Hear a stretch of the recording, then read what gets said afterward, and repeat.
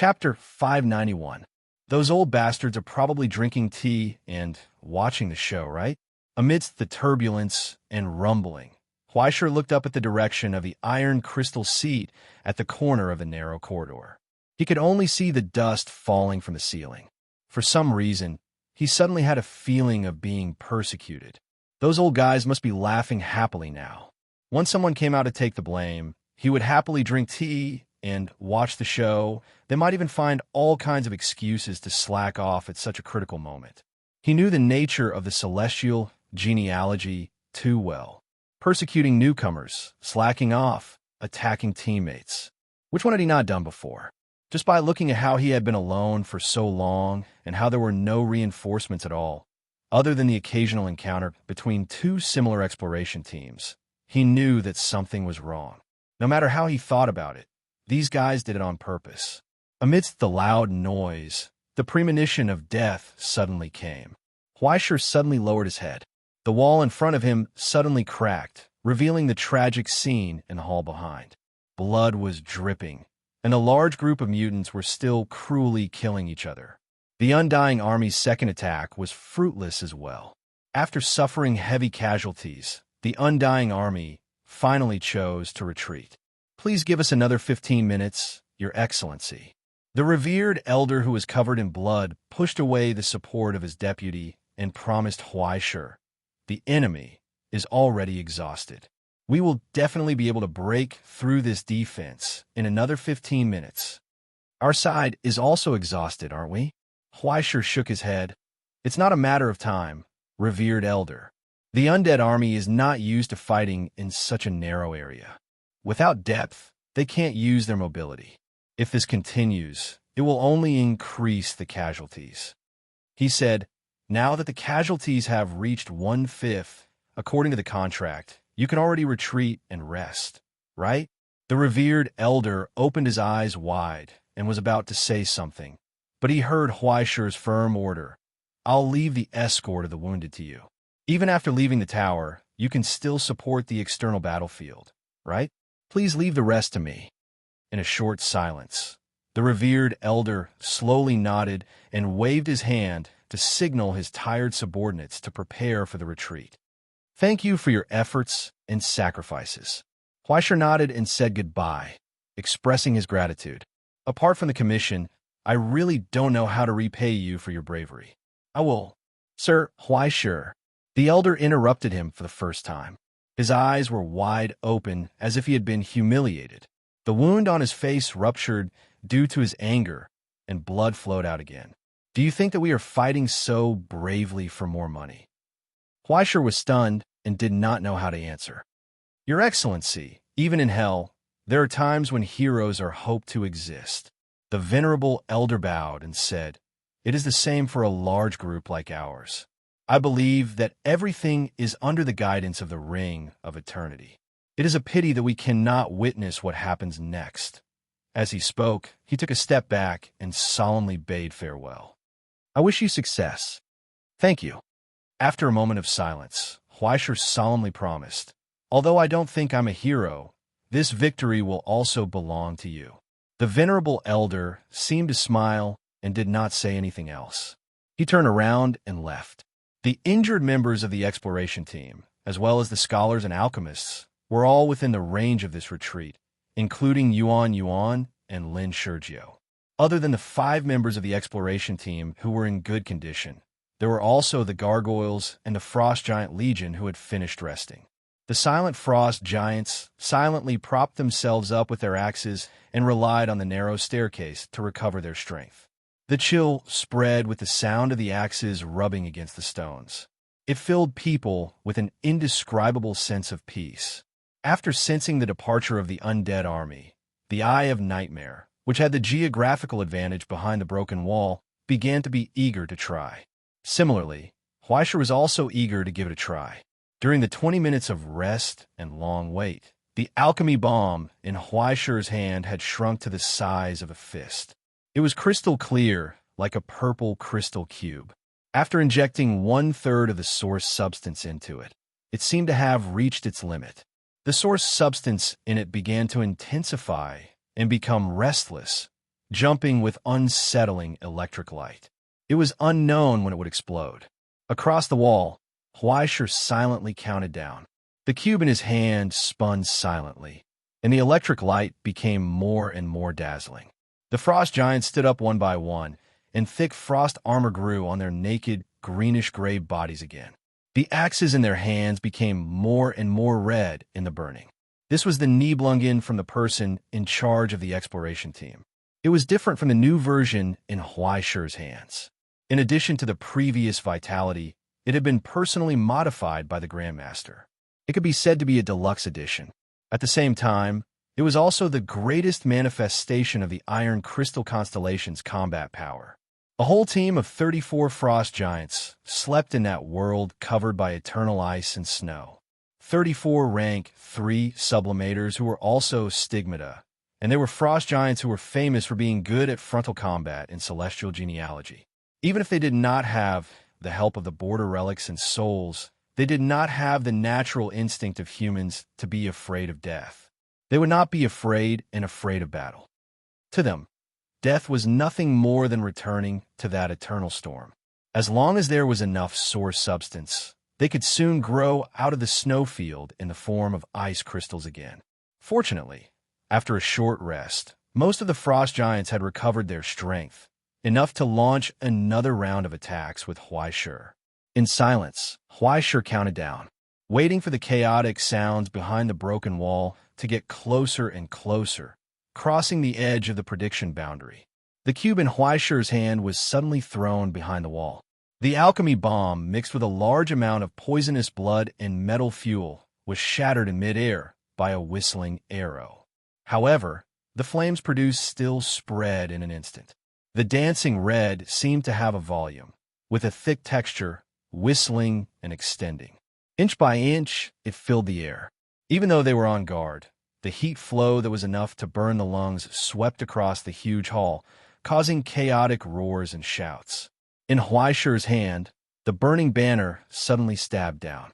The rolling darkness followed his body and suddenly flashed, falling into the burning field of fire. Shadow Burial Shuttle. Under the heat, the distorted air provided him with an instant cover. The door of the bone burial sanctuary opened, and countless ghost crows flew out from it, covering the sky and the sun. After creating a brief moment of chaos, they dissipated into the air without warning. Instead, there was the roar of the wall breaking. The entire hall shook violently. Under the impact of more than a dozen frost giants, the metal wall that was full of cracks instantly fell off and flew forward, crushing the burning flames on the ground. Sparks burst out. Frost wind emerged from the heat flow of the flames. The frost giants, who were more than 3 meters tall, roared and ran wildly. Ignoring the difference in height between them, they once again attacked the Eye of Nightmare on the steps. The huge heavy sword and two-handed axe slashed down, setting off a mournful howl. Another sharp whistle was heard.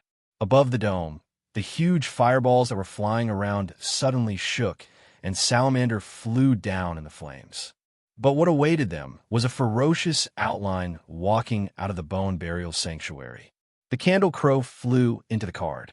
As the card shattered, the park guards appeared from the darkness again with heavy shotguns in their hands. They pulled the bolts in unison and aimed at the enemy in the sky. Then they praised piously. Holy! The cone-shaped iron fire shot out, and the intensified silver and alloy spread out like a rainstorm.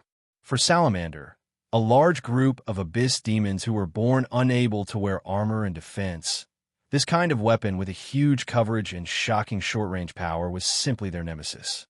Fireballs kept exploding above their heads, and the flames fell to the ground like rain. They were immediately extinguished by the frost wind. In the extreme cold, all the salamander that fell to the ground and tried to struggle were stomped to death. After resting, the frost giants posed an unprecedented threat to the Eye of Nightmare's defense, attracting most of its attention. Huaisher glanced at the gargoyles behind him. He raised his sword and pointed at the commander behind the heavy armor. Thus, the gargoyles with spears on their backs spread their wings and fanned Hurricane. The huge demons flapped their wings and flew up, but soon they landed on the ground in a sorry state. The weight of ironstone pressed a huge crack on the ground. Not only them, but everyone, including Huaishur, felt their bodies suddenly sink. It was as if something invisible was pressing down on their shoulders, and they almost couldn't bear it. The gravity instantly increased by more than 5 times. It was difficult to move. There was a scholar who specialized in the law of gravity hidden among the enemy. However, it was useless. When Huaishur arrived in front of the bunker under the protection of the frost giants, the fragile temporary defense had already come to an end. In his hand, the hammer of pain quickly extended. Amidst the praise of the park guards, the eyes of the wolf head burst out with a furious light. It extracted the despair in the air and became more and more ferocious. It actually grew sharp dragon scales. It changed qualitatively. It was as if something left behind by the final dragon, Bahamut, had been awakened, showing unprecedented ferocity and anger. Even the jet behind it began to expand and grow with the sharp sound of metal rubbing against each other. Suffering would instinctively gather towards suffering, and the souls of despair would more easily understand where despair was. When the pain left behind by the 100,000 lizard men felt the wails of hell, these origin substances that had already merged with the weapons could not suppress their anger. Toward this hell, the souls that had already transcended burst out with anger. At that moment, a dragon's roar burst out from the hammer, tearing through all the noise. Even the endless wails were suppressed by that roar. The iron wind howled. The earth rumbled. Huaishur's hands actually lost their sense of touch for a short time. Then he saw the airwaves spread out.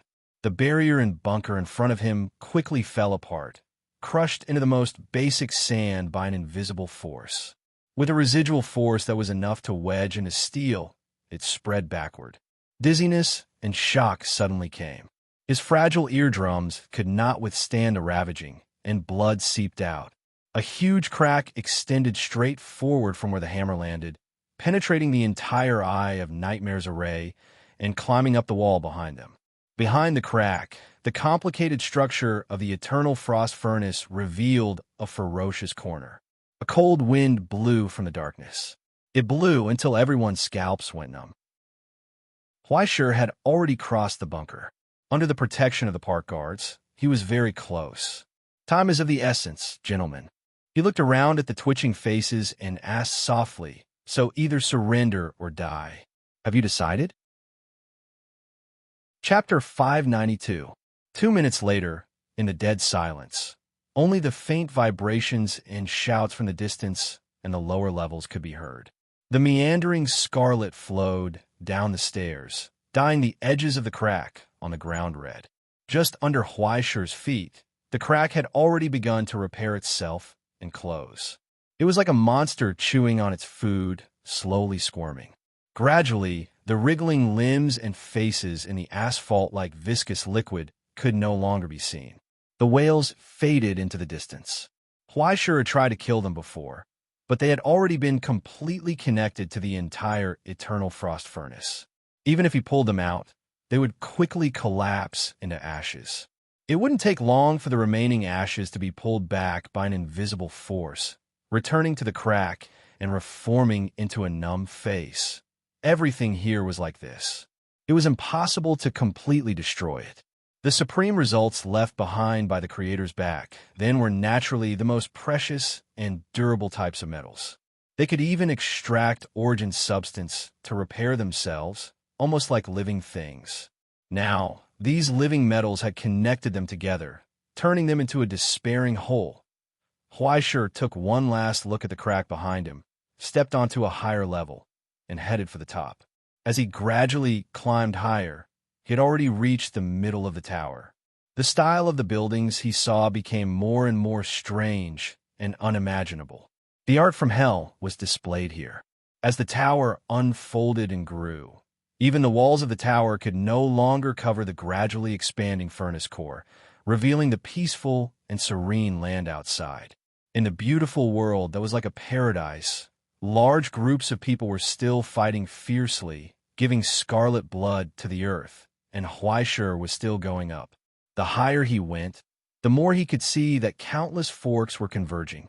As long as he went up, it seemed that no matter which door he chose, he would be able to reach the same destination. All the climbers would eventually converge.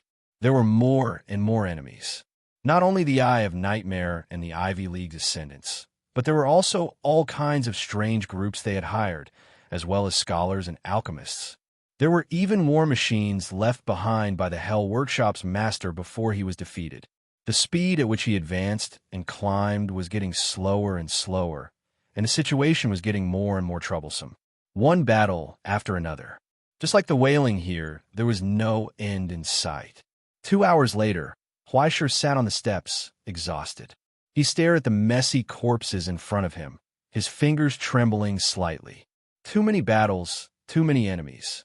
Even young Master Ming, who was good at recovering, felt an irresistible tiredness.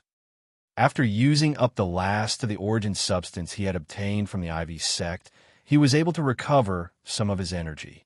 The wound on his arm had already healed under the effects of the silver blood potion.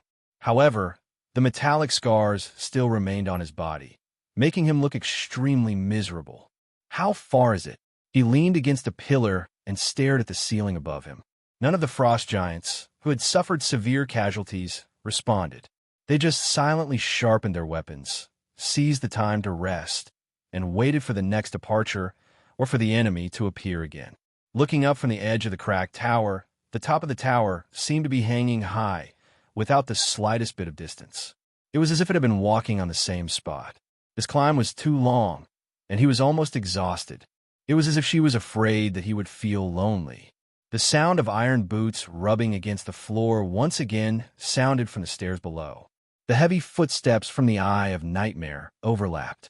Beside Huaisher, the frost giants were sitting cross-legged on the ground, slowly stood up, carried their heavy weapons, and turned their heads to look in the direction of the entrance. There, a 10-man team of the Eye of Nightmare slowly walked up the stairs. Their armor, which was covered in cuts, carried the smell of blood. The emblem of the Eye of Nightmare on their shoulders and shields slowly opened. It glowed with a blood-red light. They assumed an attacking posture and strode forward. The battle had begun. Huaisher sighed, supported himself with the sword of virtue, and slowly stood up. He raised his sword and pointed it at the enemy. There was no need for any orders or words. The frost giants were already running wildly towards the enemy in the icy wind. The giant axes cut through the air and collided with the steel. A loud sound burst forth. Huaisher turned his body to dodge the curse arrow that flew from behind the shield. He stepped forward and nimbly turned around the incoming sword. His palm was already pressed on the attacker's helmet. At that moment, a sound like a torrent of water burst forth from his slender fingers. It was the surging flow of blood. When it washed through the thin blood vessels and merged with each other, it emitted a genuine thunderous roar. The heavenly drum sounded. Drummer, a terrifying force comparable to a pile driver, erupted from his palm. The violent force sent the opponent flying backward, knocking down several of his teammates. He was smashed into the wall and could not move. The ferocious helmet quickly shattered, revealing the rough and cold face below. It was filled with calmness. Even when Huaisher stepped forward with his sword, he did not show the slightest change in expression. He faced death calmly. However, Huaisher's footsteps stopped for a moment. He looked at his face and suddenly asked, "What's your name?" The Eye of Nightmare's ascendant frowned, but he did not say anything. His eyes drooped as he waited for death. "Can't you speak? Are you unwilling to talk to me? Or are you simply unable to speak?"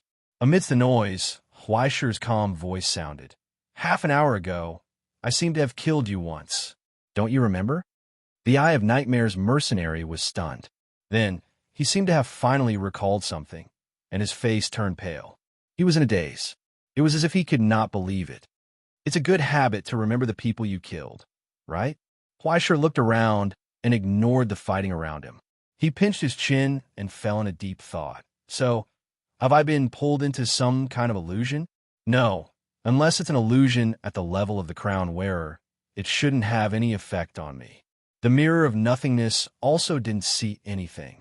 Then, What kind of border relic is this that uses this tower to create some kind of effect? To be able to affect so many people, it should be close to the scope of a miracle engraving, right? To be able to have such a degree of completion, there should be laws and secret instruments inside.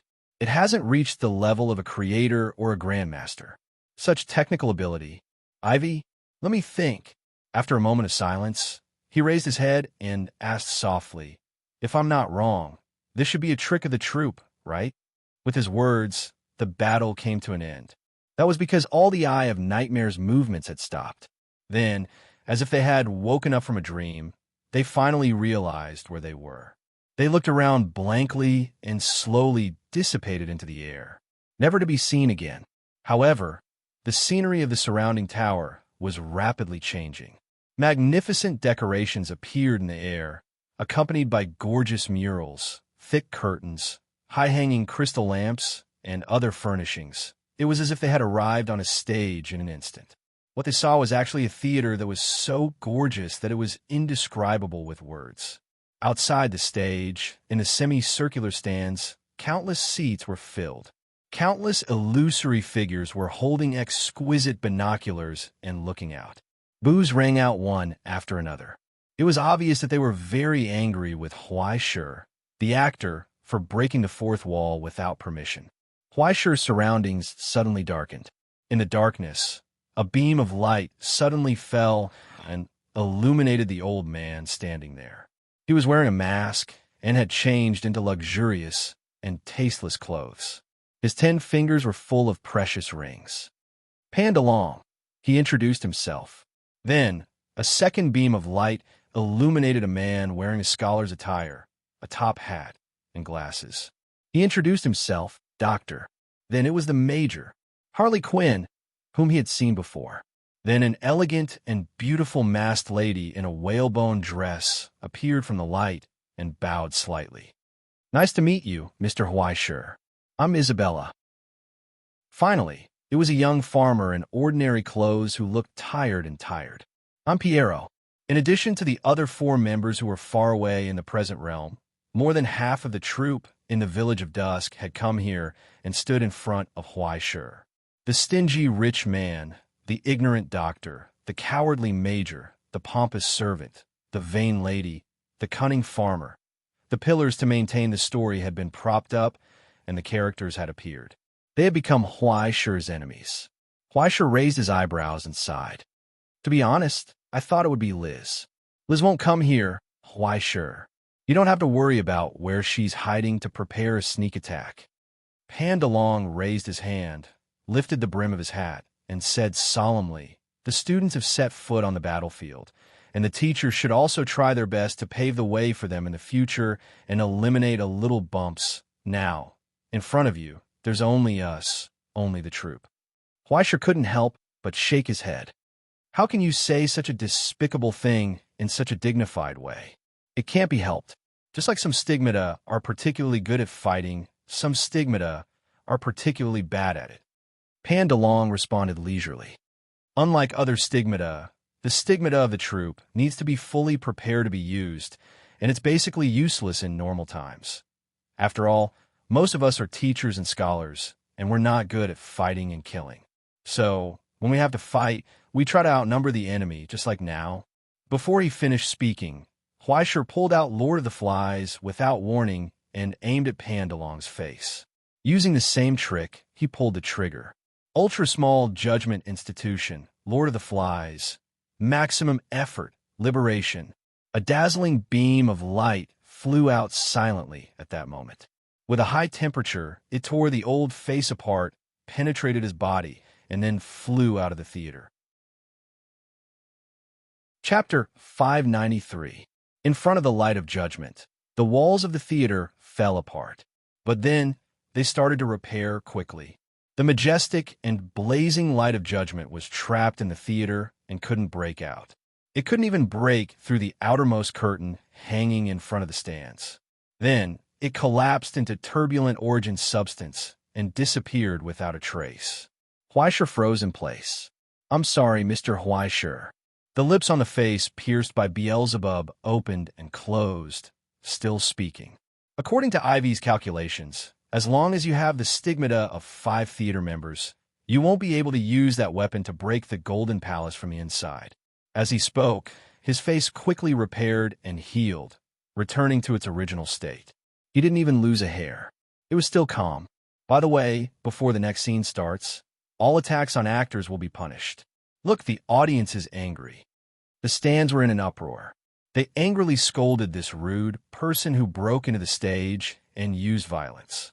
As soon as they finished speaking, a bolt of lightning fell from the sky, without warning, and landed on Huaishi's arm. Before Huaishi could even react, his hand holding the gun lost all feeling. After a long time, the uncontrollable pain spread from under the cracked skin, causing him to stagger and gasp violently. Amidst Pan DeLong's white hair, there were faint edges and corners. It seemed to be a crown made of withered osmanthus leaves decorated with gold and jewels, but it had lost its former color and glory. Dream of the Golden Palace. A relic from the border of Rome, the last creation left by a tyrannical king in history, the Miracle Theater Golden Palace, which was a match made in heaven with the theater group. After combining with its existence, the effect caused by the combination of stigmata actually jumped to the level of a miracle engraving, changing reality and creating miracles, just like the grace and traces left behind by God. Don't waste your energy, Mr. Huaishi, Pan DeLong said indifferently. Pan DeLong said indifferently, we won't be stupid enough to fight you in close combat, and we won't take any risks for the sake of victory. For us, it's enough as long as we can hold you back. Enduring the pain caused by the healing of the wound on his arm and the growth of his flesh, Huaishi grinned and mocked. I thought you guys were going through so much trouble for something.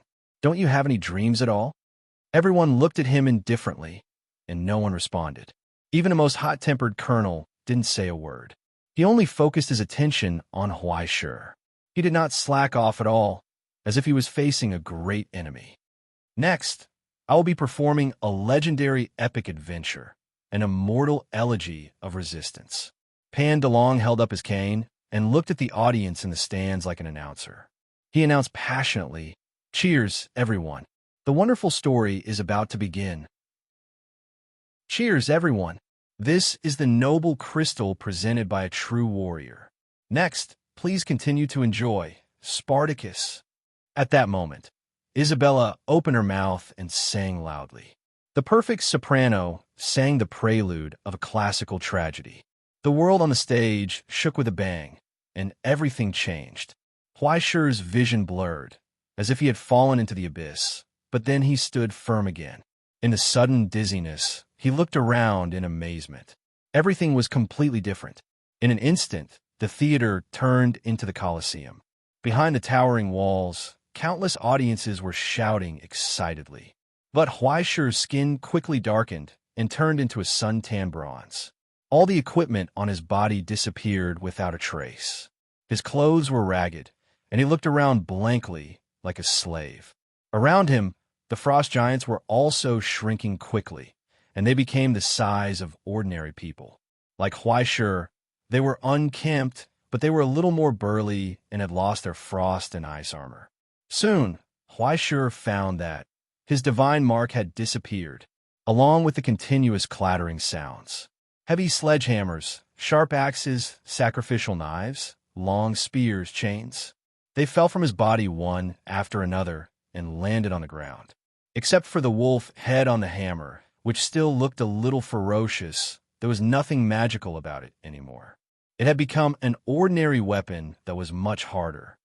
"Help! I'm cracking, cracking, cracking." At his waist, Beelzebub screamed in horror.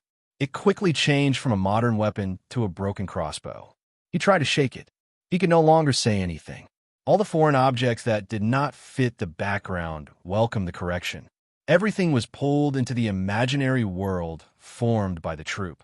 With the Golden Palace dream as the stage, the 6 members of the troupe unfolded the legendary story again. They pushed Huaishi into it by force.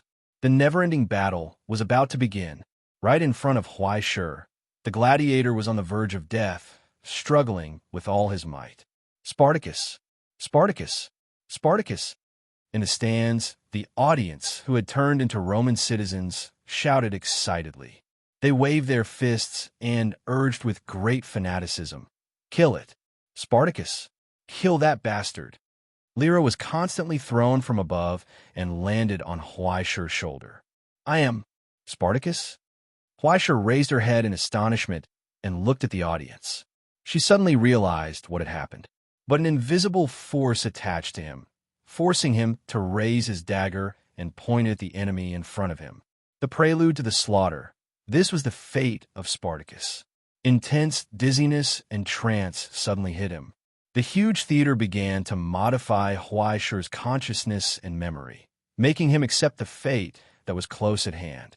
However, in front of the pair of eyes that suddenly looked up, he failed.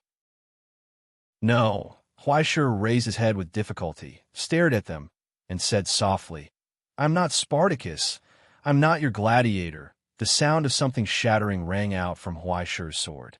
The dagger suddenly broke. The shape of the sword quickly changed, forming an ancient and damaged sword blade that emitted a faint glow. Just above his head, a crown intertwined with light suddenly appeared, forcibly squeezing into the prelude of this tragedy, blooming with light. Under the illumination of the light, the invisible force that controlled Huaisher disappeared without a trace. "I am Huaisher." At that moment, Huaisher raised his head and told them, "Prince of Paradise, Huaisher." The sword of virtue lit up. The sonorous sound of the sword suddenly spread, tearing apart the suppression of the golden theater, and everything that had been modified returned to its original appearance. The frost wind swept, and the frost giants, shrouded in ice and iron, pulled out their heavy axes again, revealing their burly and huge bodies. They roared to the sky. The script was destroyed. The tragedy came to an abrupt end. "Sorry, I am drama tyrant."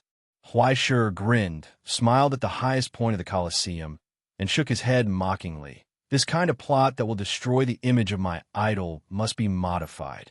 Everything stopped in an instant. At the highest point of the Colosseum, Pandalong's figure appeared, looking down indifferently. "Paradise?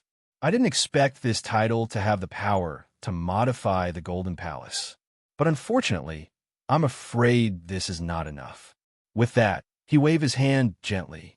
The gates in all directions of the Colosseum suddenly opened, and huge beasts and majestic figures walked out, as well as a fully armed legion. There was no end in sight and no edge in sight. It was as if there was no end to it. A low, singing voice began. A soprano sang in the void, and there were low voices of men. The stigmata that belonged to the troupe operated on this narrow stage, making all the illusory faces more and more real, and making the hero's eyes burst out with tangible flames. The script of Spartacus is still going on. Let's skip those annoying lines and plot, and go straight to the most exciting part. Pandalong said coldly, "Mr. Huaisher, your final battle has begun." Huaisher was already stunned in place. As if he couldn't believe it, he listened to the song echoing in his ears, and his eyebrows slowly raised. "Opera? What a coincidence!" He said, "I know this thing too." At that moment, Huaisher raised the sword of virtue, raised it in front of his eyes, and asked with a smile, "Since you know me so well, you won't forget where did this sword come from, right?" In his hand, the sword of virtue trembled violently, as if it was about to wake up, and it glowed with a faint light. Until now, he realized that the stage of the Golden Palace seemed to have the same effect on both sides. If that was the case, at this moment, between the sad opera excerpts, a grand melody suddenly played, tearing apart the sad singing, and turned into a melody of redemption. Around Huaisher, dozens of handsome and dignified figures suddenly appeared in the air. After crossing the long hell, the princes sleeping in the abyss opened their eyes. Under the call of this stage, they answered the summons. Among them, some had long curly hair, some were vigorous with swords, some were dancing with fire, and some were dignified. But without exception, each of them wore their own crown on their head. It was as if they could hear the screams of kittens that had been wronged. Huaisher smiled, raised his sword, and pointed it at the enemies in front of him. Kill them. Silence suddenly fell. In a short silence, nothing happened except for the frost giants that rushed forward while howling. The princes were still standing in the same place, still translucent like ghosts. Huaisha looked back blankly, feeling very embarrassed. Why aren't you moving? In the short silence, the princes looked at each other. Among them, the nameless prince that Huaisha was most familiar with shrugged helplessly. Sorry, we are just projections, and we don't have the ability to kill the enemy. What are you talking about? Huaisha was in disbelief. Then what are you doing here? A blessing? The princes looked at each other, and one of them, a prince with black hair and white skin, said, I grant you courage, although you do not lack it. I want to grant your excellency compassion, but your excellency already has compassion in your heart. Temperance. What about passion? Huaisha wanted to say something, but stopped. Holding on to the last glimmer of hope, he asked, Can't you give me something useful? The kind that can kill them. Did you bring it when you came? The princes fell silent and looked at each other. In the end, they sighed and said, If that's the case, then there's only one way left. However, this is the prince's trump card. If it's misused, it will inevitably attract trouble. Huaisha's eyes widened, and he was pleasantly surprised. Really? Tell me quickly. Then call out loudly, Your Highness. The nameless prince pressed on Huaisha's shoulder and said solemnly, Call for a miracle. In this way, this stage and the paradise will definitely respond to you. What the hell?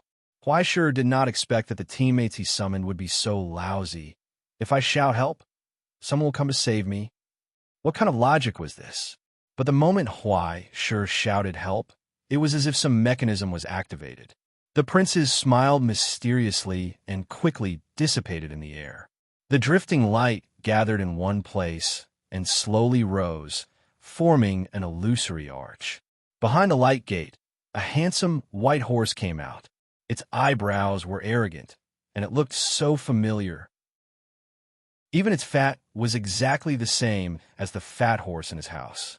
It glanced at Huaisha with eyes full of disdain. You call for help every time. Can you do it, little brother? Huaisha did not have time to ask what it was here for before he was attracted by the figure on the horse's back. Unbelievable. Although I don't know what's going on, it seems that I was pulled here to help. Are you asking me for help? Huaisha? On the white horse, Luo Xian smiled sweetly. I'm fighting for you, Your Highness. Chapter 594. Did you run into some trouble? Luo Xian smiled from atop her white horse. Using the sleeping paradise as a medium, the princess who had inherited the path to paradise had answered Huaisha's summons. Huaisha was stunned. He felt as if he was hallucinating, unable to believe the scene in front of him. He even suspected that this was an illusion created by the troupe. But right before his eyes, in this chaotic and ferocious gladiator arena, when a massive shadow suddenly appeared, the dark green pterosaur spread its wings and descended from the sky, spitting out dragon flames. Luo Xian raised her head and gazed at the rapidly growing shadow in front of her. She smiled slightly and raised her slender arms. Her hands overlapped, her fingers clenched tightly, and she clasped them together somewhat awkwardly. She practiced a technique that she hadn't practiced in a long time. When the countless strands of origin substance and the ordinary muscle strength gathered together, a violent wave of chi suddenly burst forth from her tightly clenched palms. Thunder boomed, wildly erupting. It tore apart everyone's eardrums. The violent power of the heavenly pillar's collapse erupted as her fists advanced. The instant the white fist and the sharp dragon claw came into contact, it actually caused such a shocking and terrifying boom.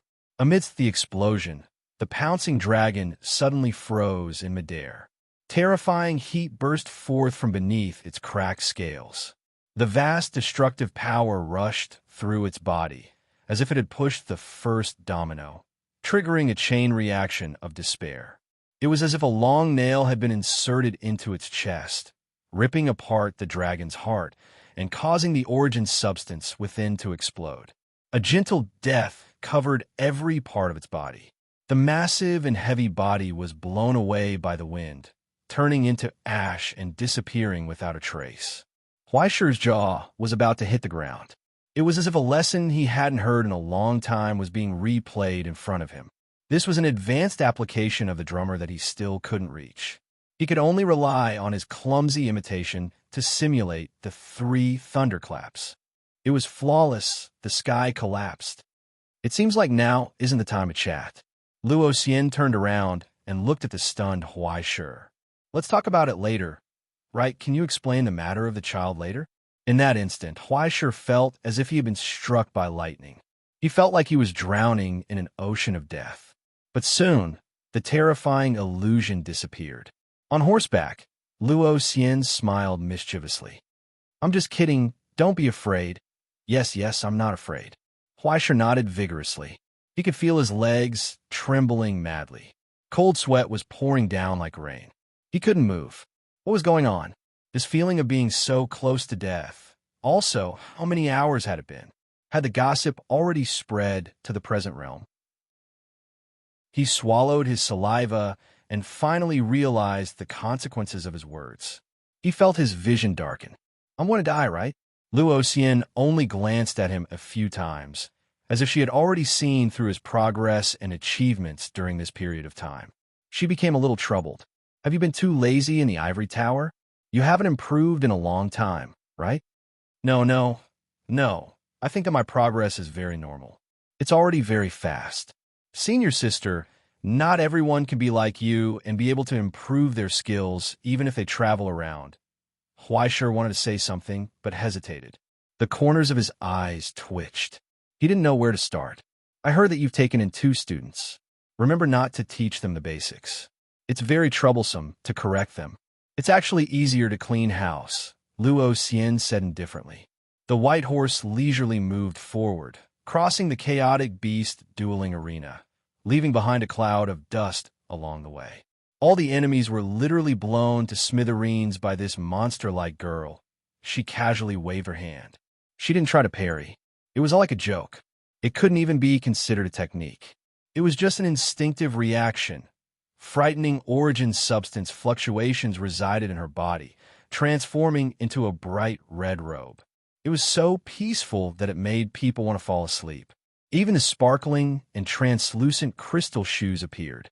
Even the illusion of a boundless deep sea appeared, as well as the illusion of a magnificent palace hidden in the depths of the sea. Huaishi was petrified in place. He couldn't believe it. You're almost at the 4th level? There's still a lot to go. Luo Xian casually twirled her hair. Elder Wang of the Outer Path sent a lot of precious materials over, so the speed of my advancement is still okay. However, the cultivation of destiny is still not enough. I estimate that it will take a long time. Huaishi didn't say anything else. He felt a deep pain in his face. He originally thought that his advancement speed was already exaggerated enough. He didn't expect that there would be another example in front of him that made him despair. In less than a year, Luo Xian had once again stepped into the 3rd level of the Path of Paradise. She was even leisurely sprinting towards the 4th level at an astonishing speed. From the moment Luo Xian appeared, the style of the battle became completely different from what he had originally expected. Rather than saying it was a battle, it was more like a one-sided massacre. When this monster-like skill was applied to slaughter, the original script of Spartacus collapsed under the terrifying influence of the mechanical descent. It became a joke. Luo Xian, who no longer held back or showed mercy, began to go all out. She once again displayed a terrifying posture that was above the past. But unlike before, what remained was no longer a bloody scene. Even under the guidance of the Sleeping Beauty's sacred mark, all things fell into a peaceful slumber, ushering in the end of eternity. At the highest point, Pandalong looked at everything that happened in front of him in astonishment. He finally recovered from his daze and couldn't hold back his anger. Huaishi, are you going to hide behind a woman? There's a saying, look at me. If I don't live off a woman, can I live with my conscience? Huaishi calmly hid behind Luo Xian and entered his role as a lackey. Not only am I going to hide behind a woman, I'm also going to cheer her on. Sister Xian, stab him. Okay. Luo Xian nodded and raised her hand. She didn't take the weapon that Huaishur handed over. She was still barehanded.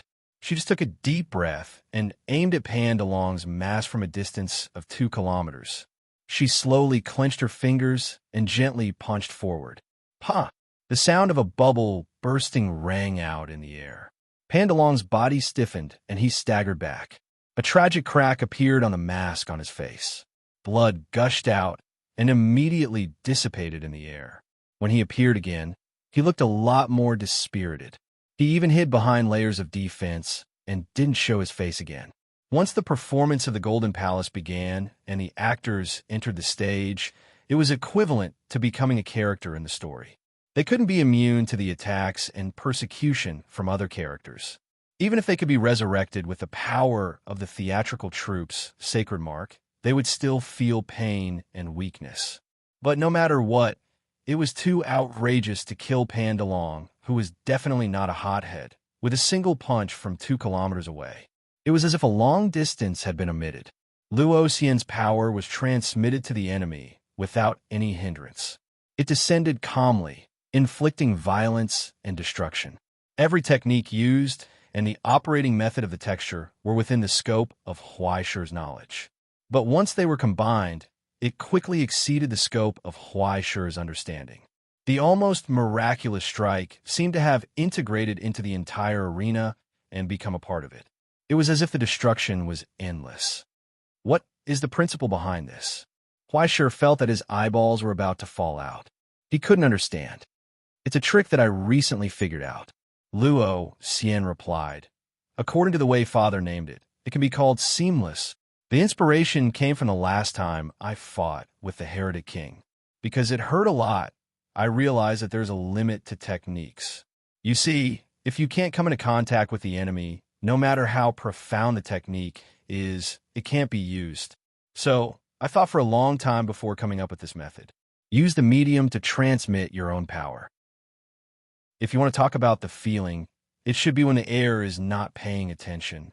As long as the loss is reduced to a sufficient extent, then the distance won't be a problem. Speaking of this, Luo Xian sighed with a headache. In theory, it can be done, but such a mess. I'm afraid you can't learn it, right?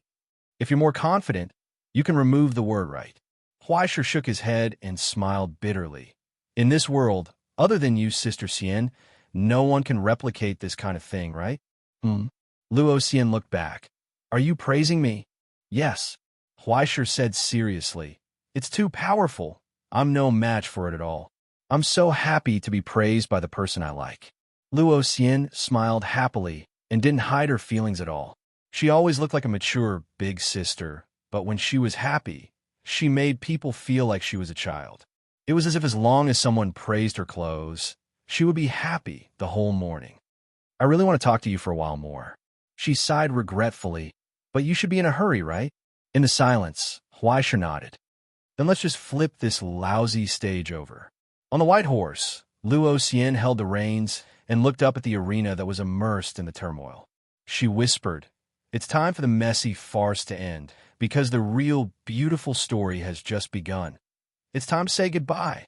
She raised her voice and announced in all directions, The ball is about to end. The bell should be rung. So, in the sudden midnight, a mighty bell rang in the distance.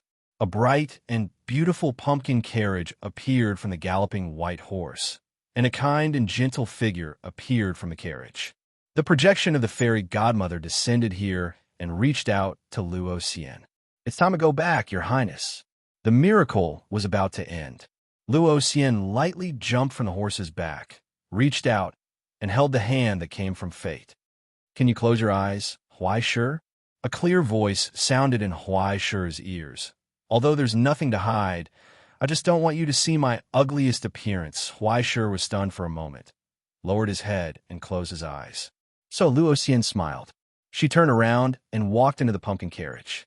At that moment, the white horse neighed and stood up. A violent and ferocious aura rose from the pumpkin carriage. Midnight had arrived, and the magic of the miracle had lost its effect. Everything would be beaten back to its original appearance. In the deepest darkness, the ferocious mystic dragon raised his eyes, cast an indifferent glance at the mortal world, opened his mouth, and roared. A solid outline appeared above the pumpkin carriage. The miracle overturned, and the disaster that was formed appeared in front of the troop without any disguise. It was an ugly and violent illusion, a ferocious monster that was the most ferocious in the world. At that moment, the mystic dragon raised his eyes, opened his mouth, and spat out a destructive light at the golden dream in front of him. The time of destruction had arrived. Chapter 595. That was not a power that could be brought about by a miracle. Instead, it was an out-and-out disaster. It was as if the crystallization of the abyss had appeared here. As the demonic dragon's ferocious outline unfolded, a pitch-black torrent swept towards the weak golden dream, engulfing everything and turning everything into ashes. Everything was killed in an instant, but everything was rebuilt in an instant. In the terrifying pain, Harley Quinn gritted his teeth and tried not to let out any whimpers. Isabella was already unable to carry out her self-torture and fainted in the convulsions. But even in shock, the stigmata did not retreat at all. It still turned into a pillar that supported the existence of the golden dream. The high-pitched soprano did not stop. With her soul, everything was rebuilt from the self-destruction, so that the story of Spartacus could continue. Pandalong clenched his fists tightly and allowed the mass to burn to ashes in the terrifying heat. His broken face looked like a skeleton, but his stooped body was standing straight at this moment. "I won't let you leave this place, why sure." He gritted his teeth and roared with his head raised. "Even old bones won't admit defeat so easily. Don't be delusional." Facing the demonic dragon's surprise attack head-on, under the power of the troop, everything began to be rebuilt at an accelerated speed. Tall buildings rose from the ruins. Everything was rebuilt, turning this dream into a cage, firmly binding them within. And at that moment, a wail of destruction appeared on the shell of the golden dream. Pandalong's body suddenly shook, and he spat out his broken internal organs. He looked back with difficulty. Unbelievable. There was a sound of collapse. From the outside, the long escape finally came to an end. With a sudden slash, the crack truck finally lost control and smashed into the ruins under the tower. From among them, a driver in a sorry state crawled out with difficulty and wanted to get up, but the back of his hand was stepped on by an iron boot. Then, just as he raised his head, he was kicked away. He rolled on the ground in a sorry state. How did Leonard, the son of the Red Dragon, fall to such a state? In front of him, the old Azura lowered his eyes. He could no longer bear the ugly state of his former disciple's dying struggle. The disciple that he had once placed high hopes on, the heir that he had painstakingly nurtured, the future captain of the Eye of Nightmares, had now become like this. It was just a setback, just a curse. Everything changed beyond recognition. Lose everything. They had even chosen the most extreme betrayal. They had ransacked the treasury of the Eye of Nightmare and stolen the treasures that were supposed to be handed over to the ruler, Evlit, causing the entire battle group to suffer unprecedented humiliation. It was so disappointing. AI fully walked closer, raised his sword, and pointed it at his heart. "Raymond, do you have anything else to say?" "No more." Raymond sighed. "I really can't think of anything to say to make you let me go. Can you do me a favor on account of my magnanimity and let me fulfill my last wish? I'll go to the Eye of Nightmare to eat, drink, gamble, and have fun. When I come back, I'll go to the Eye of Nightmare to meet my death. How about that?" Of course, it was nothing much. In that instant, the blade pierced through Raymond's chest. There was no longer any warmth. But then black blood spurted out from it. There were also rotten and deformed internal organs, as well as countless wisps of dark aura. It was as if he had broken the jar that held the calamity. The corruption within flowed out. It revealed a ferocious and ugly appearance. It was impossible to imagine that that was the shape of human internal organs. Tumors, deformities, and countless tiny vicious eyes flowing in them. Under the seemingly healthy and ordinary appearance, the inside had already been degenerated to an unimaginable extent. The terrifying curse that penetrated deep into his bones was lodged in it, causing him to fall to the bottom of the abyss. The blood and water that was almost blasphemous was eroding the land of hell, causing the air to become highly toxic and smelly. It also stunned AI fully on the spot. He was stunned. Unbelievable. At that moment, broken chains suddenly rose from the ruins and wrapped around AI Fully's body, binding him in an instant. He could not move. This was a trap set by a scheming person. After a long period of preparation, this moment had finally arrived. "I'm sorry, teacher. I scared you." On the ground, Raymond helplessly reached out his hand and held up his deformed internal organs. He wanted to put them back into his body, but those internal organs seemed to have their own will and squirmed, not listening to his control at all. "It's very difficult to live on, teacher." He gave up on his actions in frustration. "You see, every month, changing internal organs is a huge expense. Where's the stone heart?" AI Fully's eyes widened, and he roared angrily into shackles. "Answer me, Leonard. Where did the stone heart that you stole go?" "This is really a long story." Raymond showed a self-deprecating smile. Behind him, there was a sudden roar. It was the earth and rocks rising in the ruins, and there were countless sounds of steel rubbing against each other.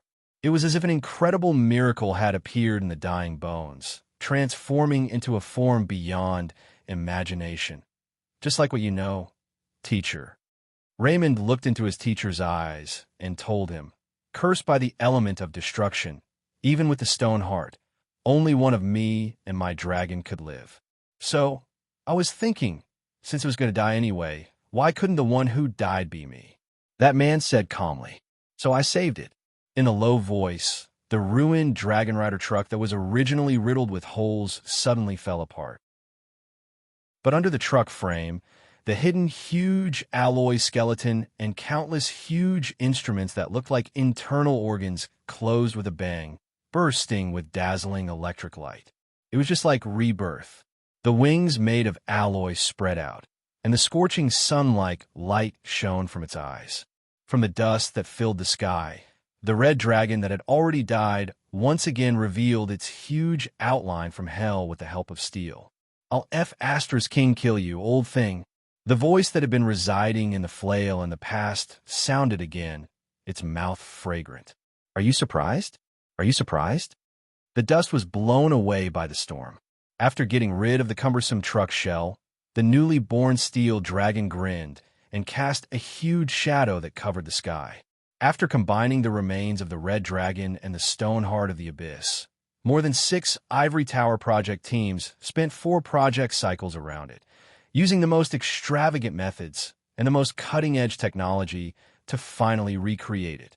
Named after the legendary chariot that humans offered to the god of sky and thunder, the real Gordium reappeared here. Chariot of Fate, mechanical god summoning. Now, in front of the huge mechanical dragon's chest, layers of armor unfolded, revealing the huge weapon buried deep in the shell, and the sun of origin that was lit up after all the origin substances were poured in. "Teacher, this time I won." A blazing stream of light gushed out. Victory and defeat had been decided, if it wasn't for the fact that the cannon body wasn't facing Iverson at all, but rather the huge tower behind him. In an instant, a dazzling stream of light whizzed out, penetrating the sky of the village of dusk from bottom to top. It penetrated into the center of the tower.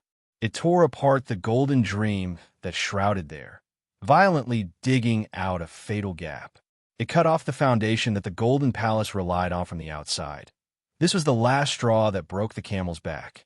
Then, in the cracked theater, a violent silhouette rose, spreading destruction, descending to end, revealing a deep brilliance that stung the eyes. Disaster breaking out of the cage. Raymond was stunned in place. After a long time, he couldn't help but laugh at himself. Even putting out a fire can't keep up with the heat. 40 to 60 is probably referring to me, right? A shattering sound came from Iverson's body. The shackles were broken. Azura walked out of the fragments unscathed, but after using up all the origin substances, the Chariot of Fate also fell into hibernation, unable to move. It no longer had the power to fight back. But the old man's face was hideous and terrifying. He was so angry. "What are you doing, Leonard?" Iverson held the heavy sword and stepped forward, angrily questioning, "Are you pitying me? Or am I so old that I can't be your opponent?" "I'm just working, teacher," Raymond replied calmly. "I'm just carrying out my duty." For a mercenary, it's not something difficult to understand, right? When necessary, even if you have to give up your life, you have to complete the employer's mission. Isn't this the principle that the Eye of Nightmare is proud of? "Traitor, don't talk about the Eye of Nightmare's principle, Leonard," Iverson retorted indifferently. "Who can you fool with such an excuse? I just want to do something meaningful, that's all." Leonard raised his eyes and looked behind Iverson. Besides, under the premise that their lives are not in danger, who wouldn't like to make more money? There, the sound of heavy footsteps could be heard. Forster, the chief engineer from the Iron Crystal constellation, revealed his existence. He held an ancient double-barreled shotgun in his hand and looked down from above. "Mr. Iverson, can you move the sword away from our driver's neck?" the old man with stubble on his face asked.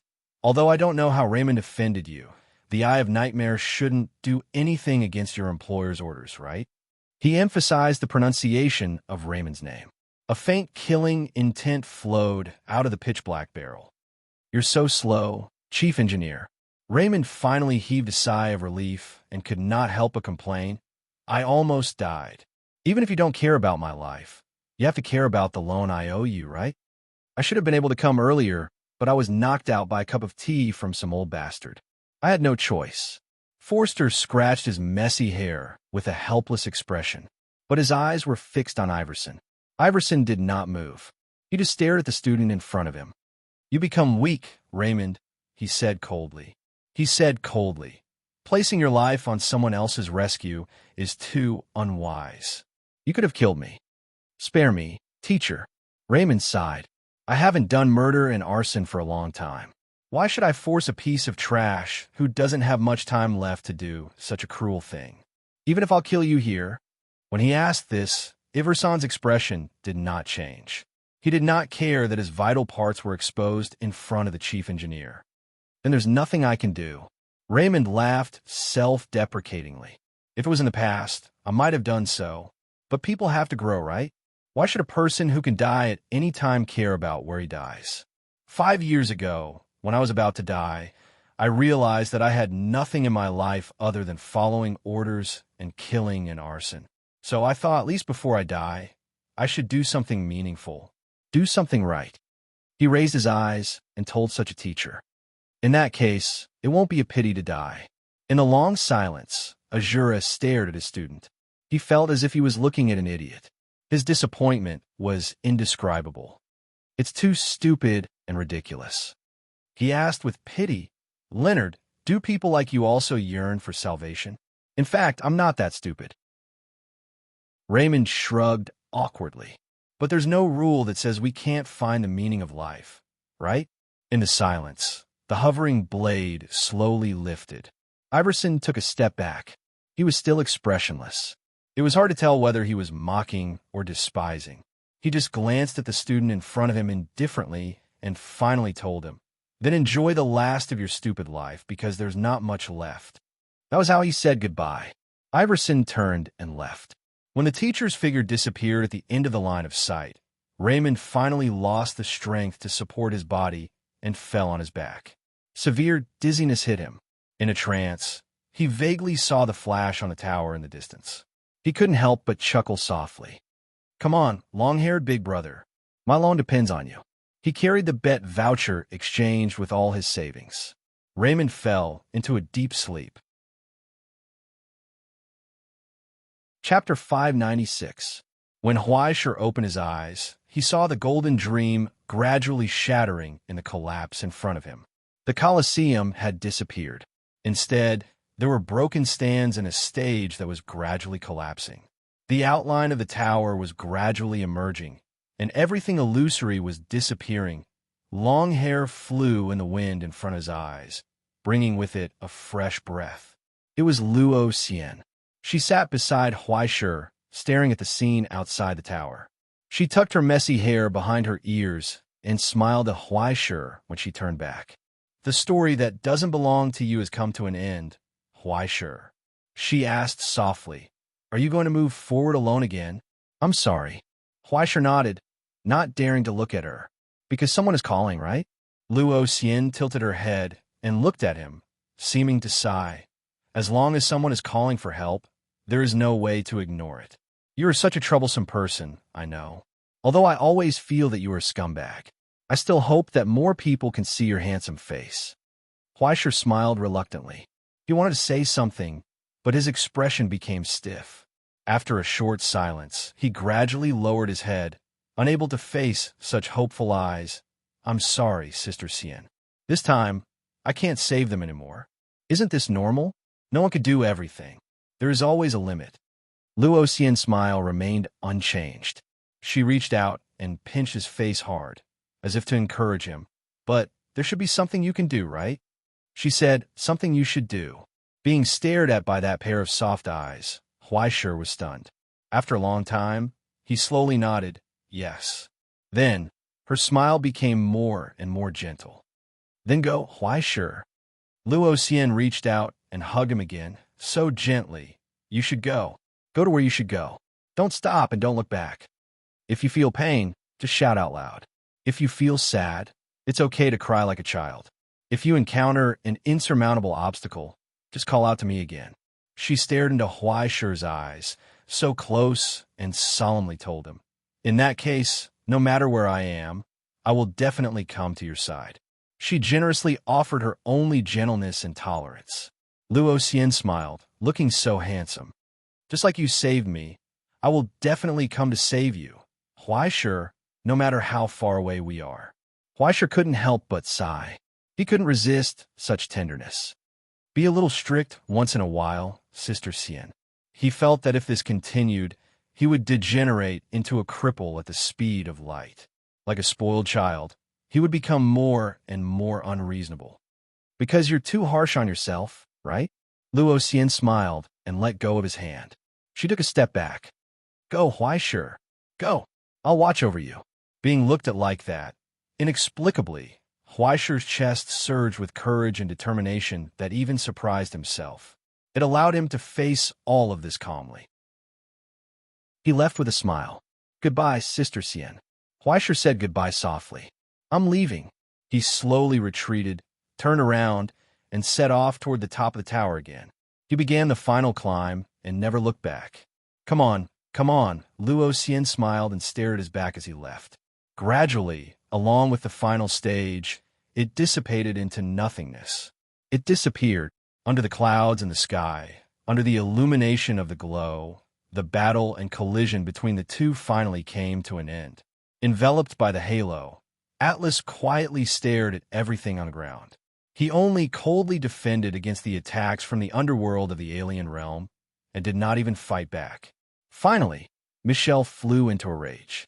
Are you looking down on me, Mikhail? The old man on the altar roared. How dare you be distracted in front of me? Furious lightning gathered in the rain clouds. The power of the rain god traveled in this hell, setting off wild waves in the void. It instantly penetrated the light screen that enveloped the giant and left deep cracks on Astra's body. Countless rays of light flew out like blood and dissipated into the air. Astra, who was deep in thought, finally raised his head and looked at the enemy in front of him. Do you want to win against me so badly, Michelle? Is it wrong to want to win? Michelle asked coldly. Is there anyone who is willing to accept a life full of failure? Mikhail, you can mock me, but your mockery will not work. No, it's not. In fact, I deeply respect you and the will you have shown up until now.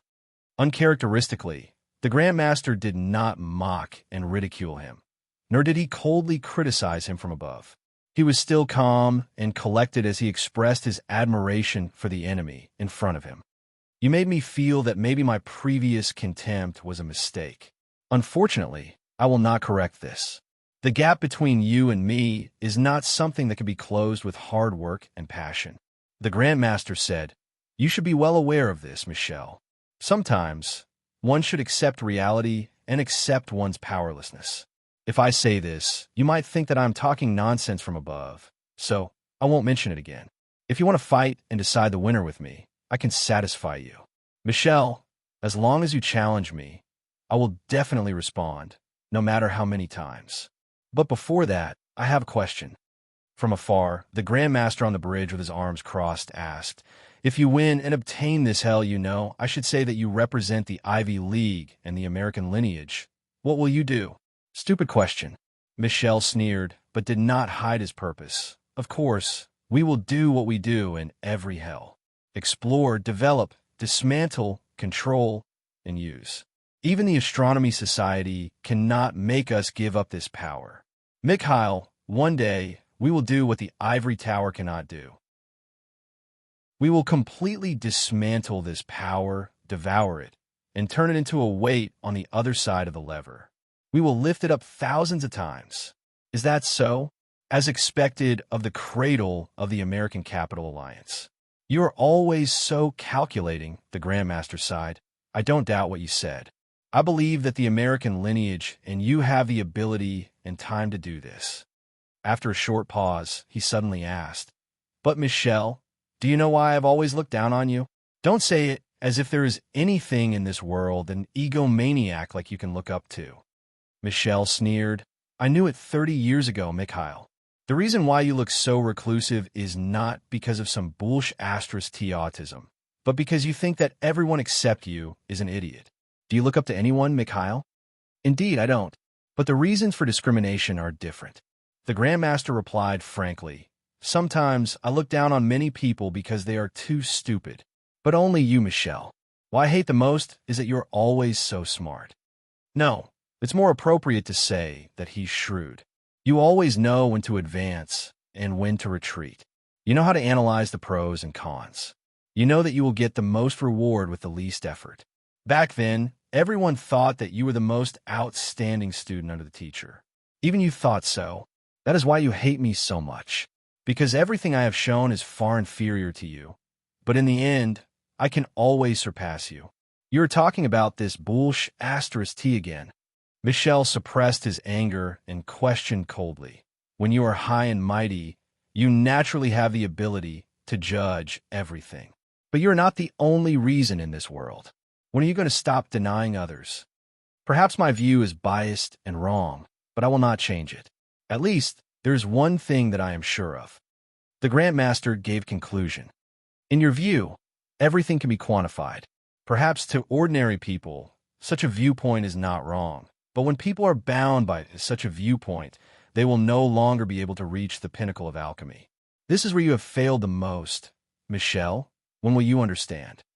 Under the halo, the dome giant raised his eyes and declared proudly, "A miracle is a miracle because it is not bound by common sense and cannot be measured by numbers. When you pray, it will respond. When you are in pain, it will come. When the end comes, despair will end. When everything comes to an end and everything returns to nothingness in an orderly manner, this peaceful result is the true embodiment of a miracle." Look carefully, Michelle. Today, let me give you the last lesson that your teacher lacked. The dome giant raised his palm and pointed it at the shrouded hell below. Everything was immersed in beauty and sorrow in the land of dusk. Endless source of substance gathered in the halo above Atlas' head. They collided with each other and turned into violent thunder. Countless small miracles collided with each other, causing a roar and building the prototype of a huge secret instrument. It was an enormous silhouette that had engulfed the entire hell at some point in time. Just like the alchemy cauldron, it continuously extracted the precipitate and source of substance in hell, turning into an illusory fire that enveloped everything. It engulfed everything that seemed beautiful. The operation of the perpetual core stopped abruptly. The kingdom of heaven was no more. Everything in front of him had to be corrected from the root. Mikhail! On the altar of the Great Pyramid, Michelle roared angrily. "What are you doing? Are you going to violate the agreement between us?" "I'm doing the right thing." The voice of the Grandmaster came. "I'm sorry to violate the agreement between the Ivory Tower and the Ivy League. You can treat it as me cheating. You've won this battle. but I won't stop what I'm going to do. Enough. On the altar, Michelle vomited blood and looked up angrily. The Great Pyramid rose angrily, scattering thunder. Like a war chariot full of destruction, it brazenly crashed into the domed giant that was close at hand. What the F***CK are you going to do to my spoils of war? Do I still need to answer? The Grand Master laughed. Carrying the huge, secret instrument on his back, the domed giant raised his head. Divine light shot out from his eyes, and a majestic voice resounded between heaven and earth. Why sure, you tell him, in the face of everything in front of him, as the guardian who cherishes life the most, as the guide of all growth, young arbiter of life, what should you do? Kill, destroy, and destroy. In the final climb, in the battle, on the road paved with blood and corpses, Huaisher held the blade in his hand, calmly answered, and walked towards the end step by step. This was the only answer. Annihilate everything. Are you King crazy? Michelle's eyes widened, and he could no longer contain his anger and grief. Do you know how precious it is? What are you thinking in your head? Are you pitying a group of dead people? A group of self-inflicted, assimilated phenomenon that has long been assimilated by hell? Even if you're a clean freak, it shouldn't be to such a ridiculous extent.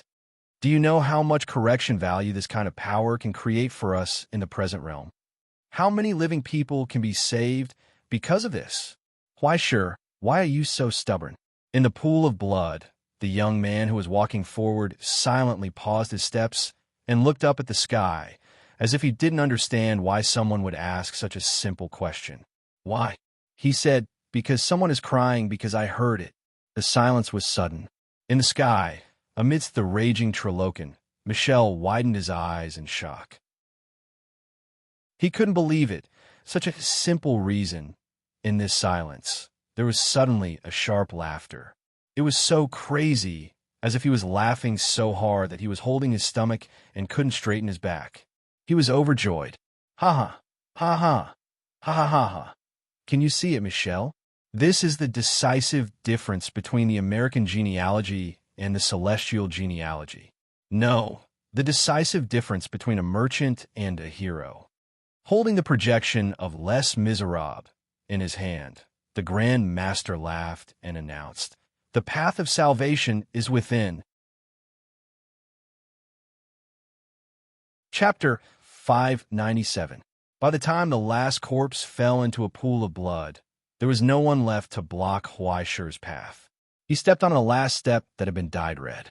Huaisher finally arrived at the top of the tall tower, facing a gust of wind. Within the gust of wind, he saw a solemn and sacred hall, a large plaza in front of him, and a young girl who had been waiting for him for a long time. Her long golden hair fluttered in the air like a burning flame. She propped herself up with her stone sword and stared at Huaisher, who had come from afar. In the sky above her head, a huge sun that did not belong to this place was burning vigorously. With a bronze ring carved with countless patterns as the carrier, the projection of the first sun, Taz appeared here, burning violently and shrouding the entire square.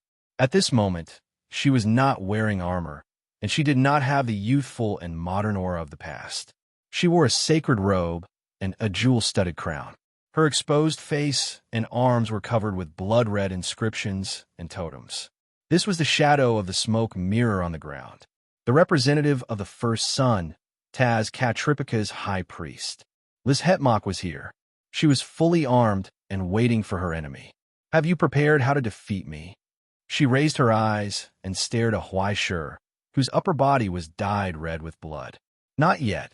Huaisher sighed and lowered his head, looking at the wounds on his chest and arms, as well as the metal scars that had formed after the silver blood medicine had healed. He could no longer be considered to be in peak condition. He could be said to be an arrow at the end of its flight. Against Liz, the future leader of the American faction, who was armed to the teeth and had the geographical advantage, he did not have much confidence.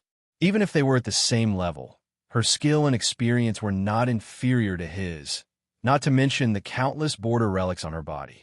As for the bronze sun that enveloped the entire plaza, just by sensing the tyrannical origin substance, and divine might that constantly surged out, it was possible to understand how terrifying the power hidden within was.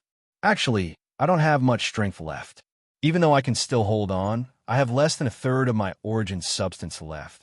Huaisher sincerely asked, so, can you please make a little convenience here and let me go? Liz looked at him, her face expressionless. He was not angered by such shameless words. Or perhaps he already knew that his opponent never had the self-awareness of a warrior. I'm sorry, Huaisher. Work is work. She propped her hand on the stone sword and replied indifferently. Moreover, other than work, there are also personal grudges. I really have no way to refute that. Huaisher smiled bitterly. Believe me, I have also suffered greatly in various ways. Are you regretting it? I regret it very much. Huaisher nodded sincerely. Do you need me to apologize? Repentance won't help, but I still want to repent. Huaisher scratched his head and looked at the woman in front of him awkwardly. He said tentatively, I'm sorry? Can you forgive me? I feel like we can get along quite well. If there's a chance, we can definitely become good friends. Liz didn't reply. Instead, the stone sword in her hand twisted slightly. Sparks flew from the friction between metal and stone, and the sharp stone teeth were already aimed at Huaisher's throat. She was ready to attack. Repentance wouldn't help. Even if Huaisher knelt here and offered his body to the skinning god to atone for his sins, it wouldn't change Liz's mind. As such, there was no need to waste any more words. She didn't want to hear any more. In a dead silence, Huaisher's expression gradually stiffened. After a long time, he sighed helplessly. As the representative of the gods on the ground, are you really going to remain indifferent to the cries of so many people? The smoke mirror is not a benevolent god. Don't be mistaken, Huaisher. Liz sneered. In the first era, once the people on the ground began to waver in front of hell, the sun would fall. Tazcatrapoca turned into a leopard and killed everyone in the world. One of its names is Nekakyatl, which means enemies of all sides.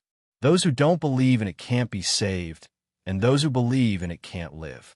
The wind of impermanence never cares for the human world, let alone hell.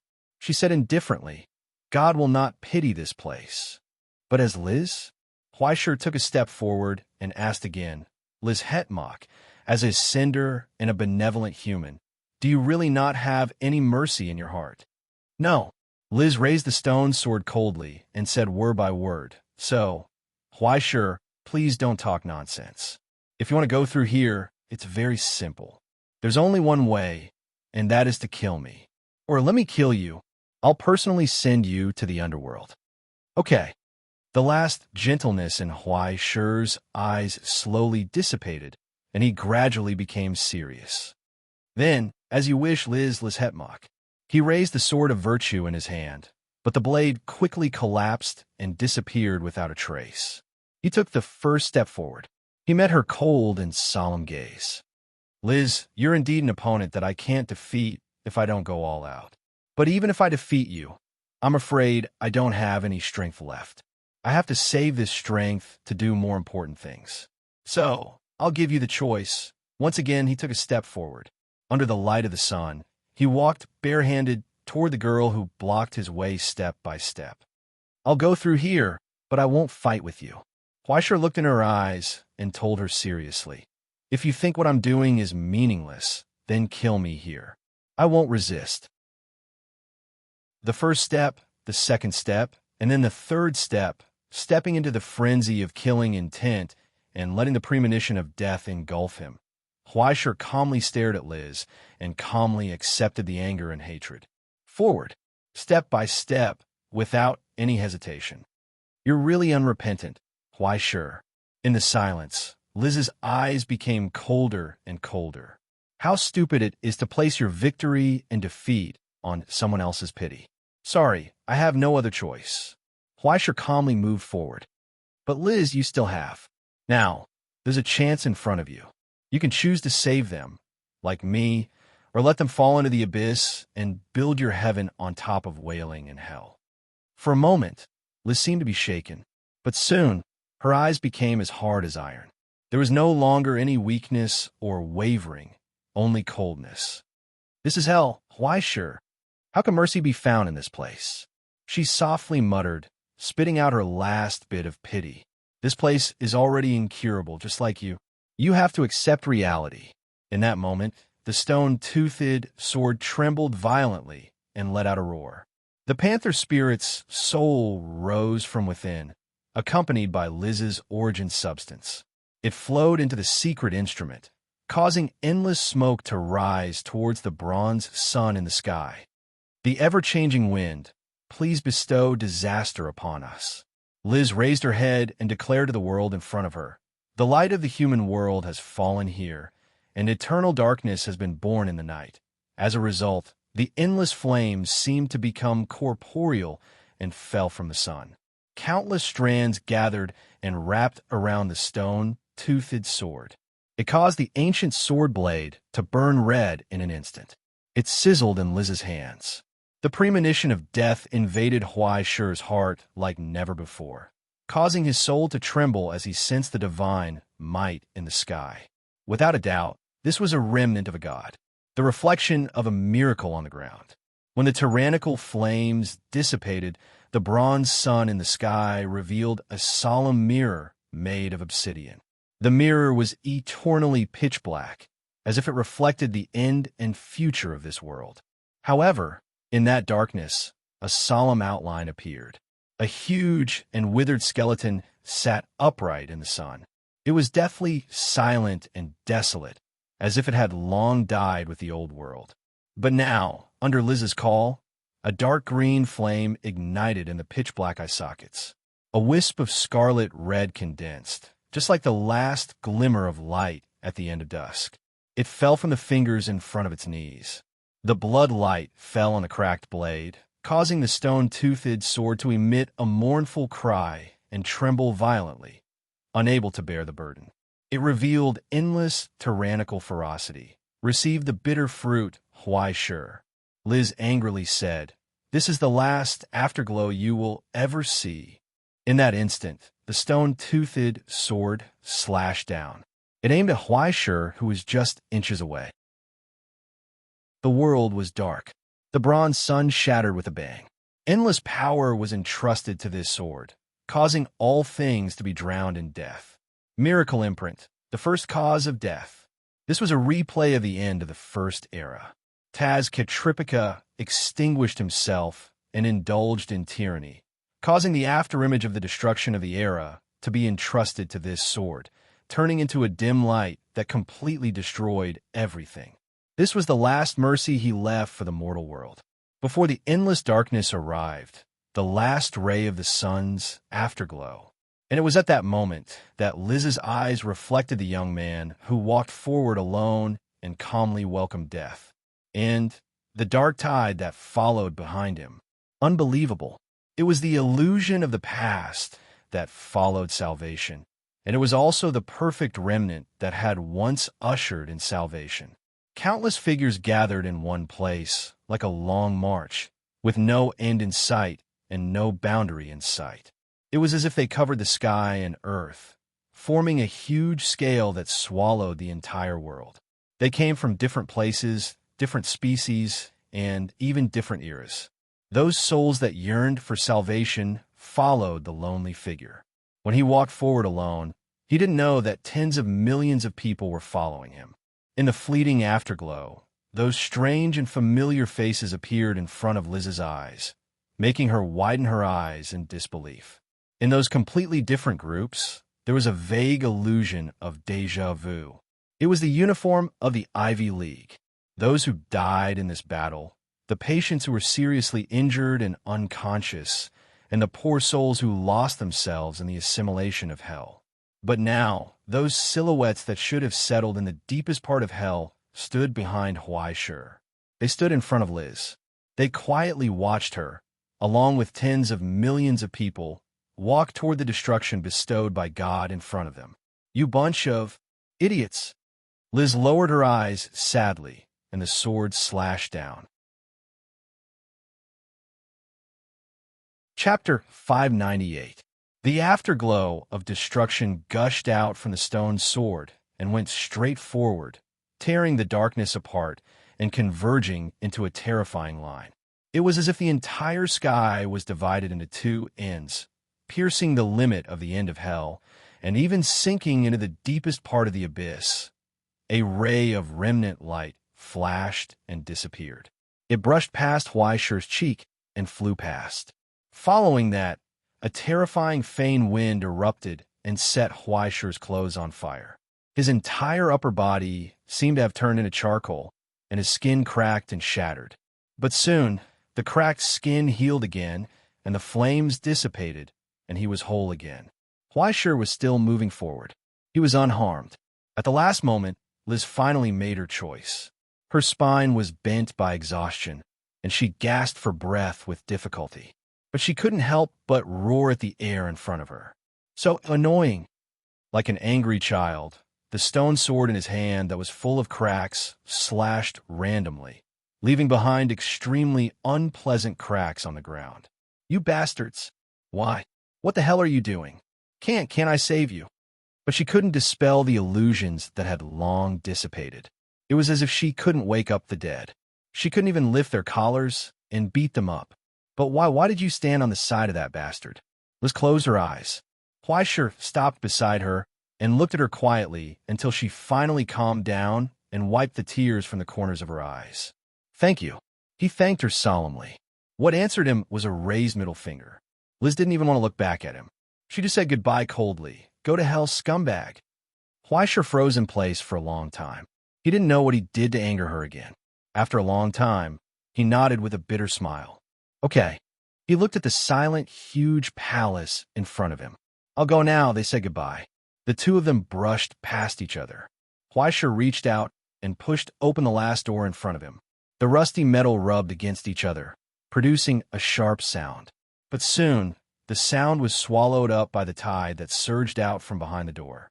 The endless pain, despair, and resentment that had accumulated over a long period of time whizzed out of the door amidst the wails that had been sealed for tens of thousands of years. The viscous darkness engulfed everything in an instant. The entire eternal frost furnace began to violently shake. This was because as the great door opened, a torrent of darkness gushed out from the depths of the seal. The beautiful illusion of heaven was torn apart at this moment. Along with the terrifying tremors of the twilight village, endless darkness rushed into the sky and spread over the world. The hatred that had settled down for thousands of years formed a mighty tide that descended from the sky and quickly swallowed everything. It caused everything within sight to be completely transformed into a dark and despairing realm. When despair persisted for an endless period of time, what kind of crazy curses would be born from it? And when all the people in hell were tortured to the end of time, what kind of terrifying calamity would be formed? This was the true source of power for the eternal frost furnace, the never-failing fountain of pain. After tens of thousands of years of accumulation, it formed a sea of despair. Now, the box of calamity had been opened. What leaked out was only a tiny bit of radiation from the furnace's operation. But the endless curses were enough to cause the entire hell to begin to dissolve. A frenzied shriek rang out in Huaishir's ears. Countless ferocious and crazed faces appeared from the dark ocean. They gradually wanted to reach out and pull him along with them into this endless despair. They had long gone crazy. They couldn't tell what was salvation and what was relief. What remained was no longer the will of the past, but a remnant soul that had been completely distorted and destroyed in the eternal darkness and pain. In the hall, there was a black sea that was so vast that its edges couldn't be seen. Along with the breaking of the condensed shell, the souls that had been silent for a long time once again awakened from the pain. They wailed in pain and cursed everything. The asphalt, like sea, churned violently, almost overflowing from behind the door. But everything was pulled by countless rusty chains, sealed and imprisoned in this cage. Even if the door had been opened, it didn't allow them to take a step towards freedom. Countless phantom-like chains crisscrossed in the hall and finally gathered in one place. They wrapped around a broken armor full of cracks. That was the miraculous crystallization that truly belonged to the makers. It gathered all the beautiful wishes and hopes of the former Twilight Village and created a management machine for the upcoming kingdom of heaven. The final painstaking effort of the Sun Maker, the forging above all forging, the atom who reclaimed the future in the paradise. Master Control Center, Gear Emperor. Unfortunately, from the moment it was born, it was no longer a paradise that welcomed it, but a hell formed by endless despair. In futile resistance, it was controlled by the Hell Workshop Masters and even became the control center of the Eternal Frost Furnace. But this last bit of persistence still protected the last bit of rationality in pain and torture. In the War of All Worlds, this hatred turned into a dagger and stabbed into the hearts of the Hell Workshop Masters from the back to avenge their compatriots. From then on, it ushered an endless waiting and despair day after day, year after year. The heavily injured Gear Emperor was still guarding his throne, guarding those people who gradually went crazy in pain and darkness, guarding his hometown that had nothing but despair until the end of time. Now, after an endless period of time, the door was opened once again. Behind the broken faceplate of the Gear Emperor, the silent skeleton raised its head with difficulty. It looked at the source of the glow. It saw the young man. Its empty eyes seemed to be illuminated by illusory hope. "Nice to meet you, Sunmaker." Huaisher bowed solemnly. "Thank you for your guidance and expectations all this time. Following your call and request, I'm here to kill you." At that moment, Huaisher drew his sword and moved forward, ignoring the erosion of endless despair. He walked into this sea of curses almost foolishly. He was seeking his own death. In a violent turbulence, the sound of cracking came from the tower. The cabin in the forest raised its head in shock and saw a heavy building like a mountain falling from the sky, triggering a chain reaction. A violent roar burst out from the distance. In the midst of staggering running, he suddenly tripped. Originally, a rank 3 sublimator shouldn't encounter such a ridiculous thing at all. But now he couldn't step over that small step and staggered to the ground. He wanted to gasp for breath, but he felt that he couldn't breathe. There were too many disasters and too much despair. It made everything in his nightmares become a reality. Such a terrifying degree of despair and curses was no longer something he could adapt to.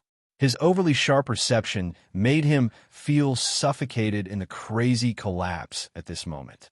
Only the cage of dreams in his arms had a bit of warmth, emitting a soft halo, allowing him to barely maintain his consciousness. Continue to flee.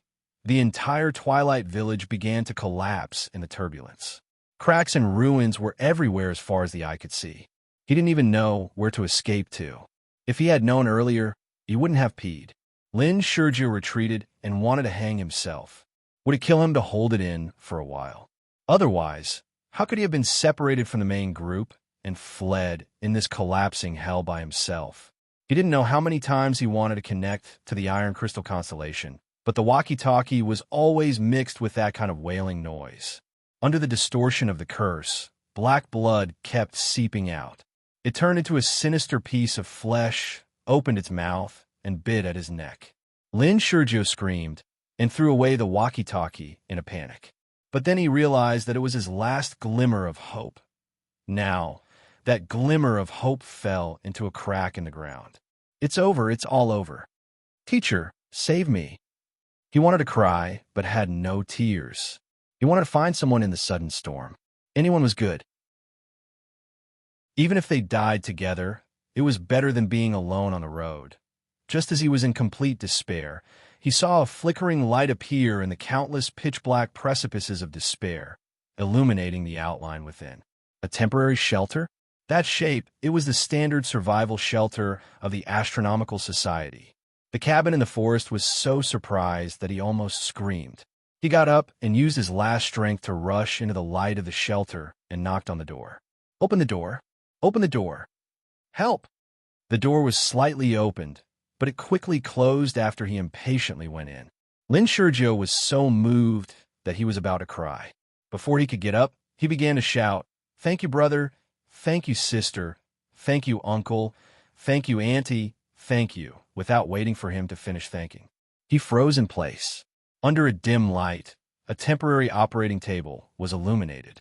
There was an old man on the operating table with 80% of his body burned, and a middle-aged man in a flowery coat who was the chief surgeon for emergency treatment. And at the door, there was a man with a cold expression. In a long period of sluggishness, Lynn Sergio swallowed stiffly. He knew them, or every student on the Iron Crystal constellation was forced to make up lessons and knew them. Pandalong, Harley Quinn, and the Colonel. They were the troop. He actually got into the nest of the troop. But immediately, he realized that he wasn't wearing the protective suit of the Iron Crystal constellation. In other words, as long as he didn't let them know, without waiting for his luck to rise in his heart, it was torn apart by the old voice on the operating table. "I remember. He seems to be the student of that bastard Huaisher." The chief surgeon, Harley Quinn, looked back and leaned closer. He pinched his chin and looked carefully. He nodded. "Yes, that's right. When he was in prison, he especially showed it to me. He also said how powerful and cute his students were. If I meet them in the future, I must take care of them. You are the younger one. I remember you." Lin Sergio felt like he was struck by lightning. He was so angry that he almost cried.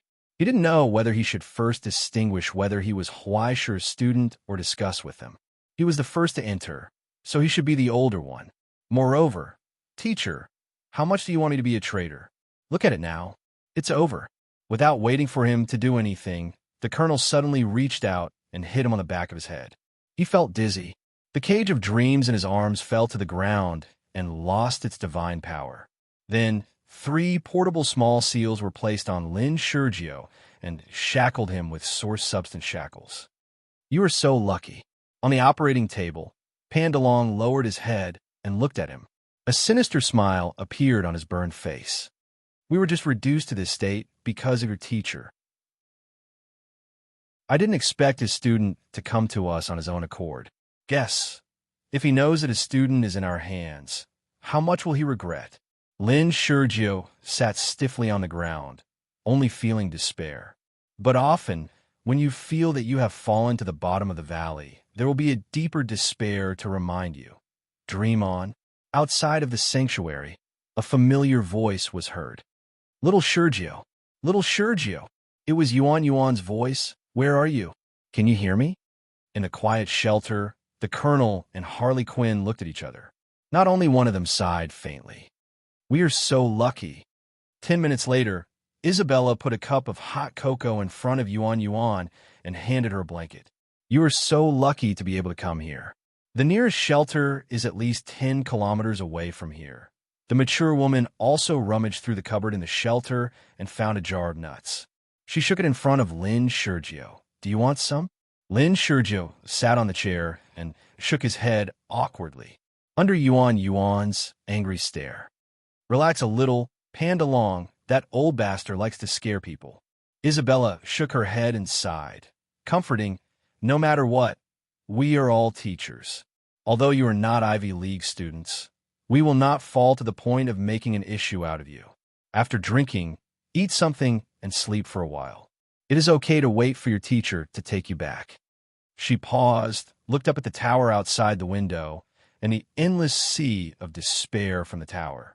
She could not help but shrug. If he is still alive, after the emergency operation, Harley Quinn threw away his gloves, came over, and carefully looked at them. It was like on a zoo to see monkeys. It was as rare as it could be. "Are you really Huaisher students?" He was a little incredulous. "You don't look like it."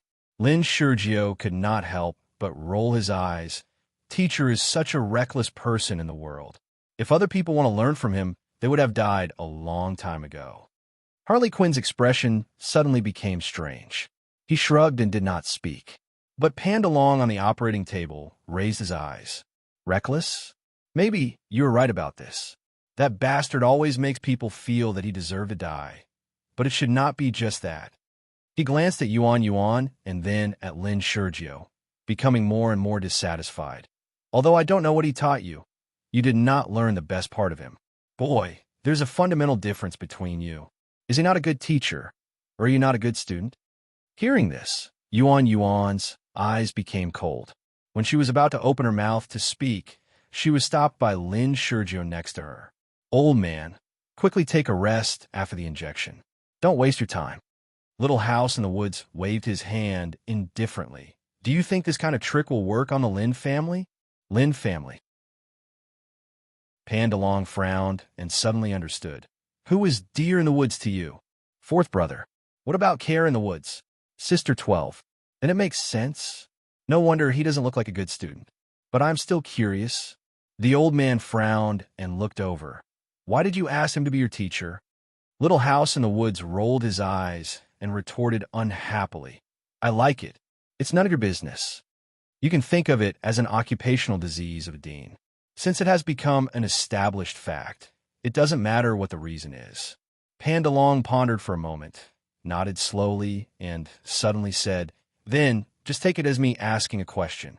Behind the layers of bandages, the old man raised his head and looked in the direction of the young man, suddenly asked, "Mr. Lin, in your opinion, does a sublimator need a teacher?" Lin Sergio looked at him blankly, stunned. He didn't understand what he meant. Only then did he realize that he had never considered this question before. "You've realized it now, right?" Pandalong seemed to smile. "For a sublimator, do they really need a teacher? Sublimators aren't born from knowledge, and they don't need knowledge either. Not to mention how many of them are illiterate. If they want to continue growing, the only thing they need is the formula to advance. But there are so many paths to sublimation in the world, and countless kinds of stigmata. Now that the Astronomy Club has announced it, there are so many people who can buy the complete pass formula on the market. As long as you have the money, is it that hard to buy it? Tricks? Secret instruments? These can all be bought with money. In the collection of all sins, you can even buy things that the Astronomy Club doesn't allow. The so-called inheritance was already determined when you chose the stigmata, or even earlier, long before you were born. I remember that the Lin family has noble blood in Dongxia. They also inherited the sacred name of Illuminator, right? Born in such a family, do you really need a teacher? Do you need a teacher who has nothing to do with your genealogy and path? Lin Sergio didn't say anything. He didn't know how to answer. If you became his student because of your family's arrangement, then I can conclude that you still don't understand the expectations of your family's elders. In the hut in the forest, you neglected the essentials. He stared at the boy and said seriously, "You never saw the most sincere ray of light in the darkness." The youth opened his mouth, wanting to say something, but was interrupted by Pandalong. "Listen carefully, you little bastard." On the operating table, the feeble old man widened his eyes and said with an unquestionable solemn tone, "The purpose of your teacher's existence is not to teach you how to obtain power, but to be a pioneer. To show you the reason why you should use power and how to use this power. I will tell you what a beautiful future this power will bring you." Isabella stood up and tried to hold him down. Because his voice was too loud, it tore the wound and caused blood to seep out from under the bandages. But Pandalong didn't care. Under the layers of bandages and gauze, a trace of sadness appeared in his cloudy eyes. "Little brat, I loathe your teacher from the bottom of my heart, and I even loathe all of you. But I have no way to deny how precious his determination is. I also don't wish for you, as a student, to see your teacher as a frivolous and impetuous fellow, even if that fellow is indeed a complete bastard." In the silence, he raised his eyes and looked at the collapsing tower outside the window. He couldn't help but sigh in frustration. "Look up, Mr. Lin, like your classmates, and witness all of this," he said tiredly. "This is the most important lesson in your life, and there won't be a second precious experience. Don't move your eyes away. Your teacher is walking on the path he opened up, and he's showing you how to become a sublimator, how to become a hero." Along with his words, a wisp of solemn, pure white rose from the dark sky. It was so bright. There was light. Chapter 599.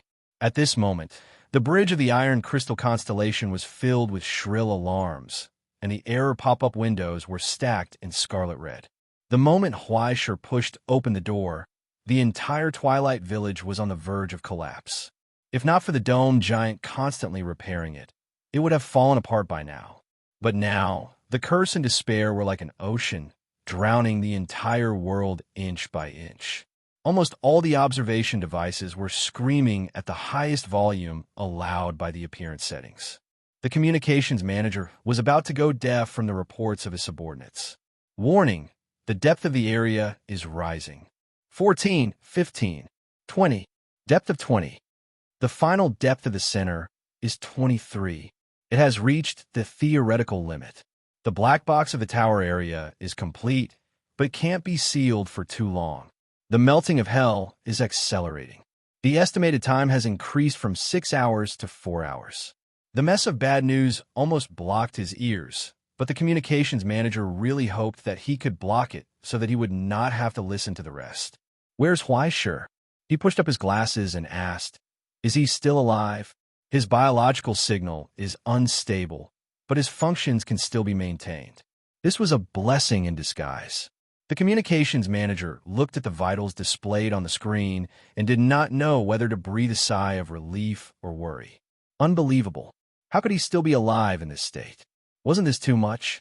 An ordinary ascender would have long since been corrupted into some unknown creature after being soaked in such an environment with such an exaggerated concentration of curse energy.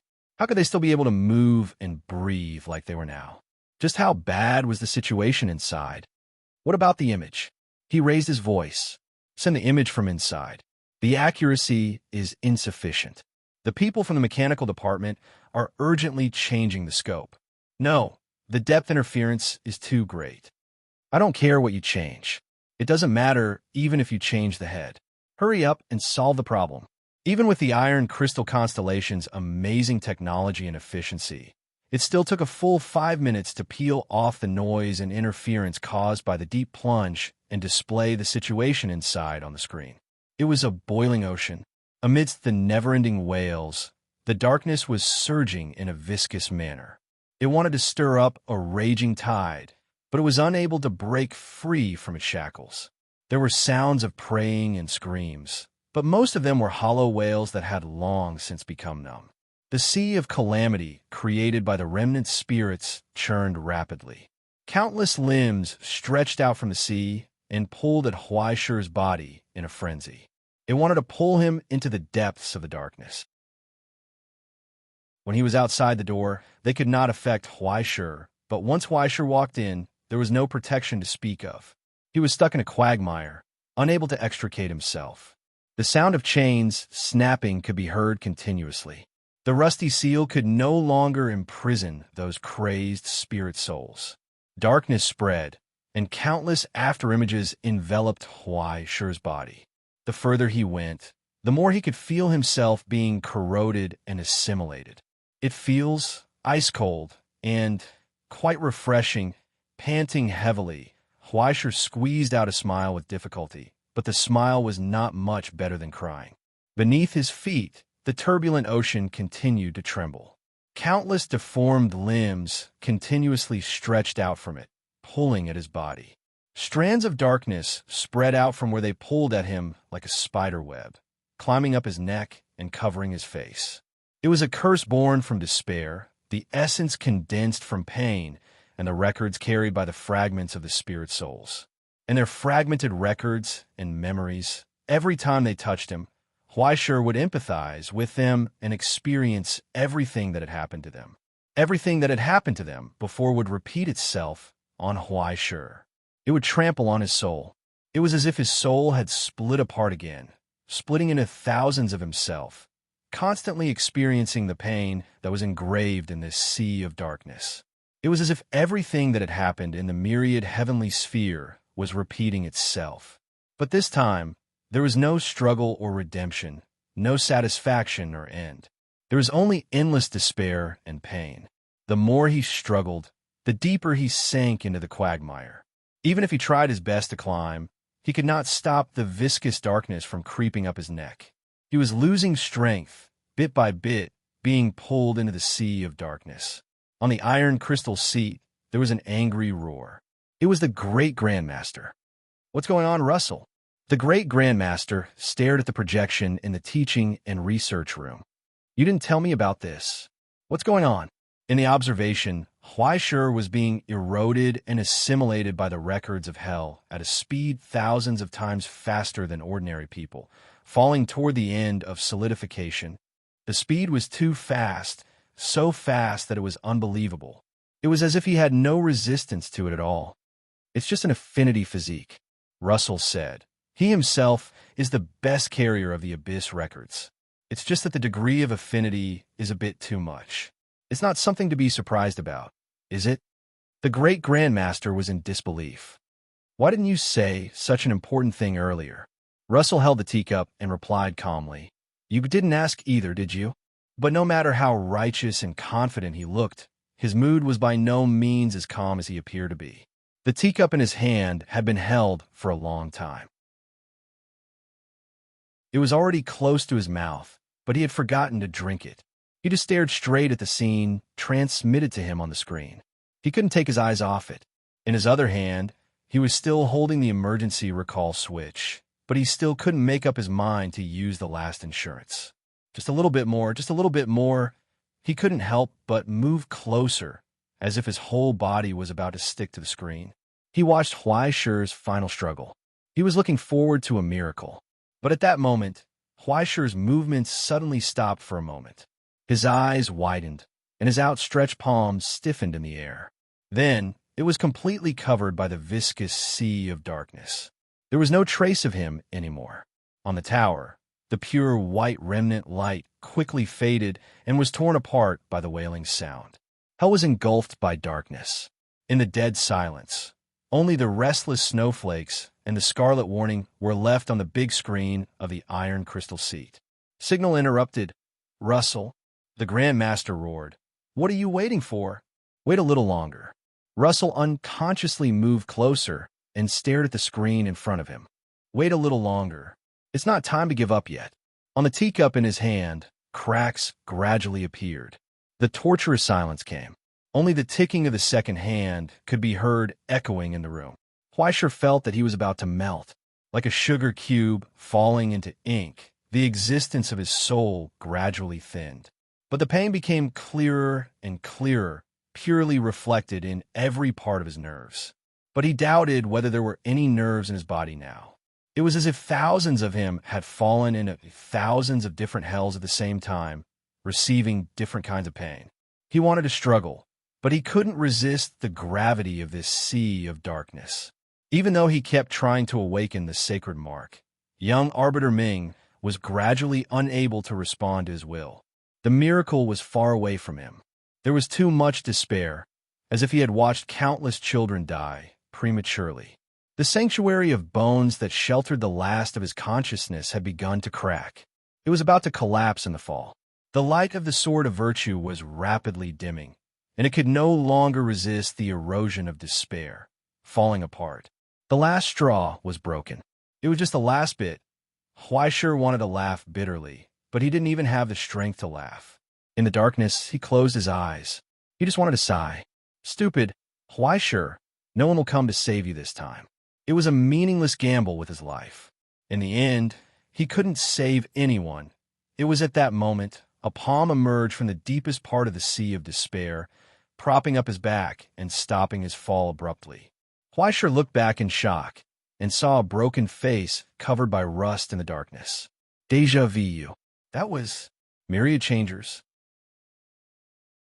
It was indeed the figure he had seen in the sub-control center, the king of forgers who created countless steel beasts. On the face that was constantly peeling off, a smile appeared. It was like an illusion. Ignoring his broken body, he stretched out his arms and propped Huaishur up. Then, another hand stretched out from above and grabbed Huaishur's wrist.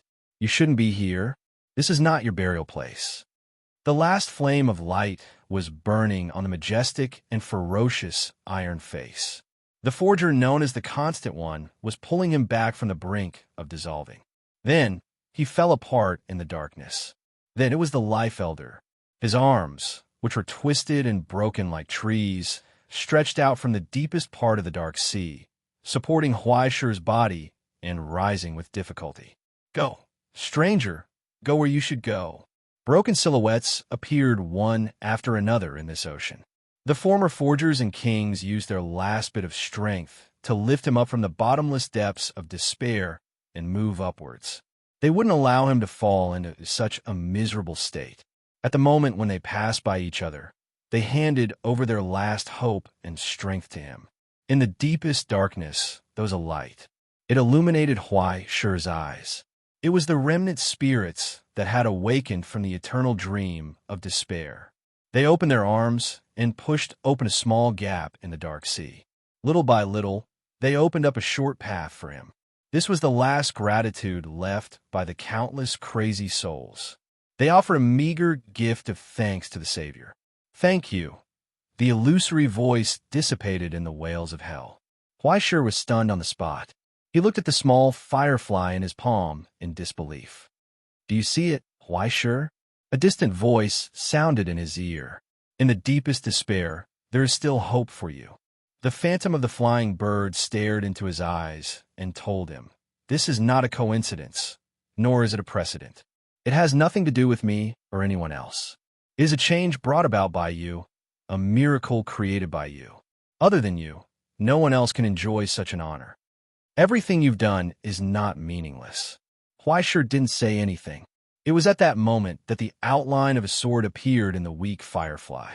It was burning. From the deepest darkness, it illuminated Huai Shi's eyes. It ignited everything, tore apart the deepest sea of darkness, and made all the wails come to an abrupt end. It turned into a raging flame, announcing its existence. A great power emerged from the tiny light. It turned into a torrent and drove away the despair. On the solemn longsword, a sacred emblem was outlined. As if she had finally awakened from a deep sleep, the divinity of the young master of life operated in Huai Shi's body. She listened to the countless prayers in despair and received this sacrifice from hell. The will of heaven descended. It was at that moment that a crisp notification sounded from the communication device, breaking the silence of the iron crystal throne. Unknown signal, connect. The scarlet warning disappeared without a trace. It was replaced by the surging light in the sea of darkness and the wails that tore everything apart. It was a solemn declaration from the end of despair. It gradually turned into thunder and resounded throughout hell. Don't gently walk into that good night. In the turbulent sea of darkness, someone whispered and told everyone, when old, you should burn and roar at sunset. Roar, roar, denounce the retreat of the light. Denounce the disappearance of the light. And so, the sea of despair boiled. It was because the pain could no longer restrain him. Endless waves rose from the squirming darkness, causing them to struggle madly, wanting to flee in panic. It was as if the horn had been blown, revealing the first seal. A thin figure walked out from the darkness. He was burning. He was moving forward. He wore a crown on his head and had a white horse following him. He was going to win. He was going to win again. Russell opened his eyes wide. He subconsciously wanted to drink some water, but the teacup had already been crushed by him.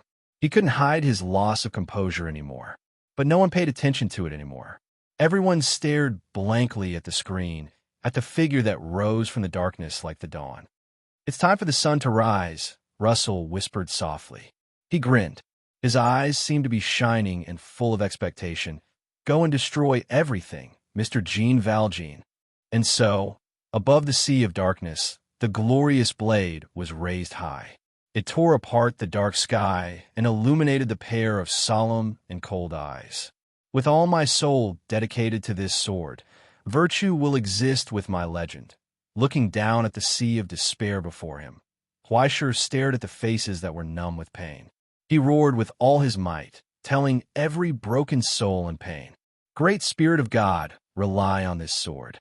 At this moment, it was as if the will of God had really come in response to Huai Shi's vow. It moved on the blade formed by pure radiance. It descended with mercy and turned it into the axis of all things. Everything should revolve around it. It was declared here. The mighty night ends here. The blade slashed down. The mighty flame moved forward with a bang, causing the turbulent hell to suddenly freeze. The despair and pain that were not worth mentioning dissipated silently under its illumination. The sea of darkness twitched violently and opened up to both sides. It revealed a straight path. From the burning radiance, the solemn white horse neighed and galloped out, crossing the sea of darkness. Endless pain and despair. Sunmaker, today I will save everything. Huaishir looked down at the restrained Gear Emperor and told him, "For you, I will bring about extinction." Under the restraint of the throne, the withered face smiled and bowed towards the fate that had already arrived. Layers of armor quickly opened, revealing the heart that was beating with difficulty. There was no more hesitation. In Huaishir's hand, the glorious sword of light pierced down and pierced through the body, completely tearing the heart apart. There was an instant of silence. Then, pure white flames erupted. From top to bottom, it pierced through all obstacles and completely broke the seal of disaster. Endless darkness gushed out from within, burning and spreading in all directions. "Quick, quick, quick, quick!" On the iron crystal throne, the Grandmaster roared. "Everyone move faster. Activate all the secret devices and stabilize the depth. This is the final work." At that moment, the domed giant Atlas raised his face. With a sacred halo above his head, he took a step forward, reached out, and pressed on the eternal frost furnace. Together with Huaishir's actions, from the inside out, this divine artifact that only brought disaster and pain was completely destroyed. After losing the response of the main control center, the broken perpetual motion machine could no longer stop the violent dismantling from the outside world, destroying the form, destroying the composition, breaking the balance, obliterating the miracle. This was the cruelest way of destruction. Without leaving any room for leeway, the eternal frost furnace was completely destroyed. The secret instrument that had already shrouded the entire hell had now turned into a huge alchemy furnace, precisely bringing about the destruction of the tower. Countless fragments fell from the tower, and in the violent explosion, they slowly fell to the ground. It should have been a disaster, but at this moment there was no sound at all. When the wails that had been lingering here for thousands of years came to an end, what remained was an unbreakable silence. Countless wriggling spirits finally slowly rose from the darkness. With the purification of the secret device, they dissipated into the air. Those wriggling, deformed limbs quickly stiffened under the illumination of the sacred light and fell apart. They dissipated into a handful of dust. There was no more sound. The end of the peace that had been delayed for thousands of years had finally arrived. When the countless dark clouds dispersed, the sky that was full of cracks was revealed. The originally nauseating and dull colors were rapidly fading away. The eternal dusk had completely ended. At the end of the earth, an illusory dawn rose and swallowed everything. It was over. Chapter 600. When the light from the virtuous sword gradually dissipated, the sea of darkness had already disappeared without a trace. Huaishir had personally exterminated it along with the lives of the past. The sound of cracking could be heard from the Gear Emperor. Adam, who had reclaimed the paradise, was finally destroyed along with the infernal realm. The infernal realm quickly collapsed, revealing the decaying body underneath. Huaishir pulled out his sword and sat down on the ground, exhausted. When everything came to an end, he did not feel any sense of relief or relief. Instead, he felt the exhaustion and helplessness that came from the emptiness at the end of the road. "I'm sorry." He lowered his eyes. "I wasn't able to save you. I'm sorry." No one responded. In the silence, he raised his head and gazed at the illusory light that rose and then dissipated. A quiet darkness covered everything. Even in the end, this infernal realm had never been able to welcome the morning sun. This kind of world is too laughable. A hoarse whisper came from behind him. This was the first time Huaishir had heard the Suncaster's voice. He turned around in shock and saw the body on the throne raise its head. It was inconceivable. It had not died yet. It propped up its body with a terrible wound on its chest. It gazed at the infernal realm beneath its feet, gazing at the world it had protected for countless years. Its final homeland. It was unknown whether it was out of nostalgia or mockery, or if it was filled with pain and anger. A blazing light began to shine from the gradually collapsing body. Violent origin substance fluctuations began to surge. A hurricane swept past, causing Huaisher's vision to go dark. He subconsciously raised his hand to block his eyes, and he felt the ruined tower beneath his feet tremble violently. Countless metal particles began to condense from the dust, forming a complex matrix in the Suncaster's hands that began to contract inwards. Immediately afterwards, a new layer appeared, formed, and then contracted inwards. After repeating this process thousands of times, it formed a miniature sun that was constantly fluctuating and burning. It was surrounded by layers of metal, echoing everything in the world, forming a complete structure and outline. This was the Suncaster's forge. Just like the wind lantern that the ever-changing one carried, it was a tool that every forger personally created for themselves. It was a treasure that belonged only to them, a genuine second life. And now, the Sunmaker's furnace had been opened once again. Violent despair emerged from within, turning into a dark green halo that radiated in all directions. Huaisher sucked in a breath of cold air. The scale of despair and curses. He finally knew where the sea of darkness had gone. It was in the hands of the Sunmaker. All the pain and despair of its former clansmen had been swallowed into its stomach. At this moment, intense origin substance fluctuations began to emanate from the secret-like structure. Huaisher's sealing hand could sense a boundless energy, as if a star was revolving in front of him. It was so precise that it seemed to have 100 hands and 1,000 eyes. It was so grand that it seemed to encompass the entire infernal realm. It was actually a miniature eternal frost furnace, a forging furnace that only imprisoned the Sunmaker. An ear-piercing alarm sounded from the iron crystal throne once again. At this moment, the Sunmaker's actions had affected everyone's sensitive nerves, causing them to raise their heads in shock. They nervously and cautiously looked in his direction. Then, after tens of thousands of years, the Sunmaker's forging began once again. Iron, zinc, copper, manganese, hydrogen, oxygen, nitrogen, phosphorus, sulfur, calcium, magnesium, sodium, potassium.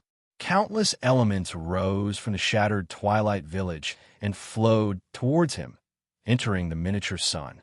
Flames rose, engulfing the incomplete body.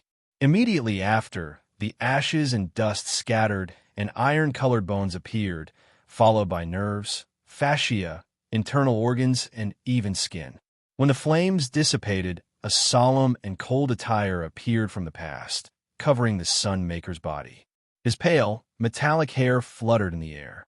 Holding the eternal frost furnace, which was formed from despair, the Sunmaker raised his eyes once again. He stared at everything in front of him. A sharp alarm sounded from the iron crystal throne. Warning! Warning!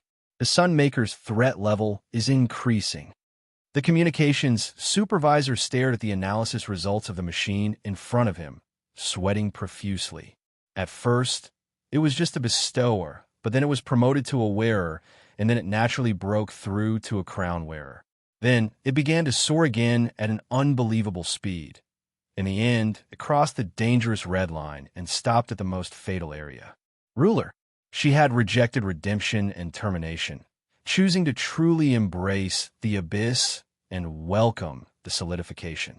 After devouring the despair of her people for tens of thousands of years, the last remaining soul of the Sunmaker crossed the most terrifying boundary. Under the blessing of the abyss, she transformed into the supreme ruler. Just her gaze made the hell in front of her tremble. Just by existing, a huge shadow covered the night in dusk. And now, Huaisher sat on the ground and stared at her face. He raised his hand in disbelief and pointed at her face. You? No. So you're actually a woman?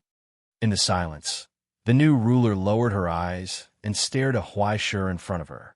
A trace of doubt appeared in her slender eyes. She began to wonder if there was a problem with this person. Why would he care about such insignificant sexual characteristics? With just a glance, Huaishur's vision turned dark.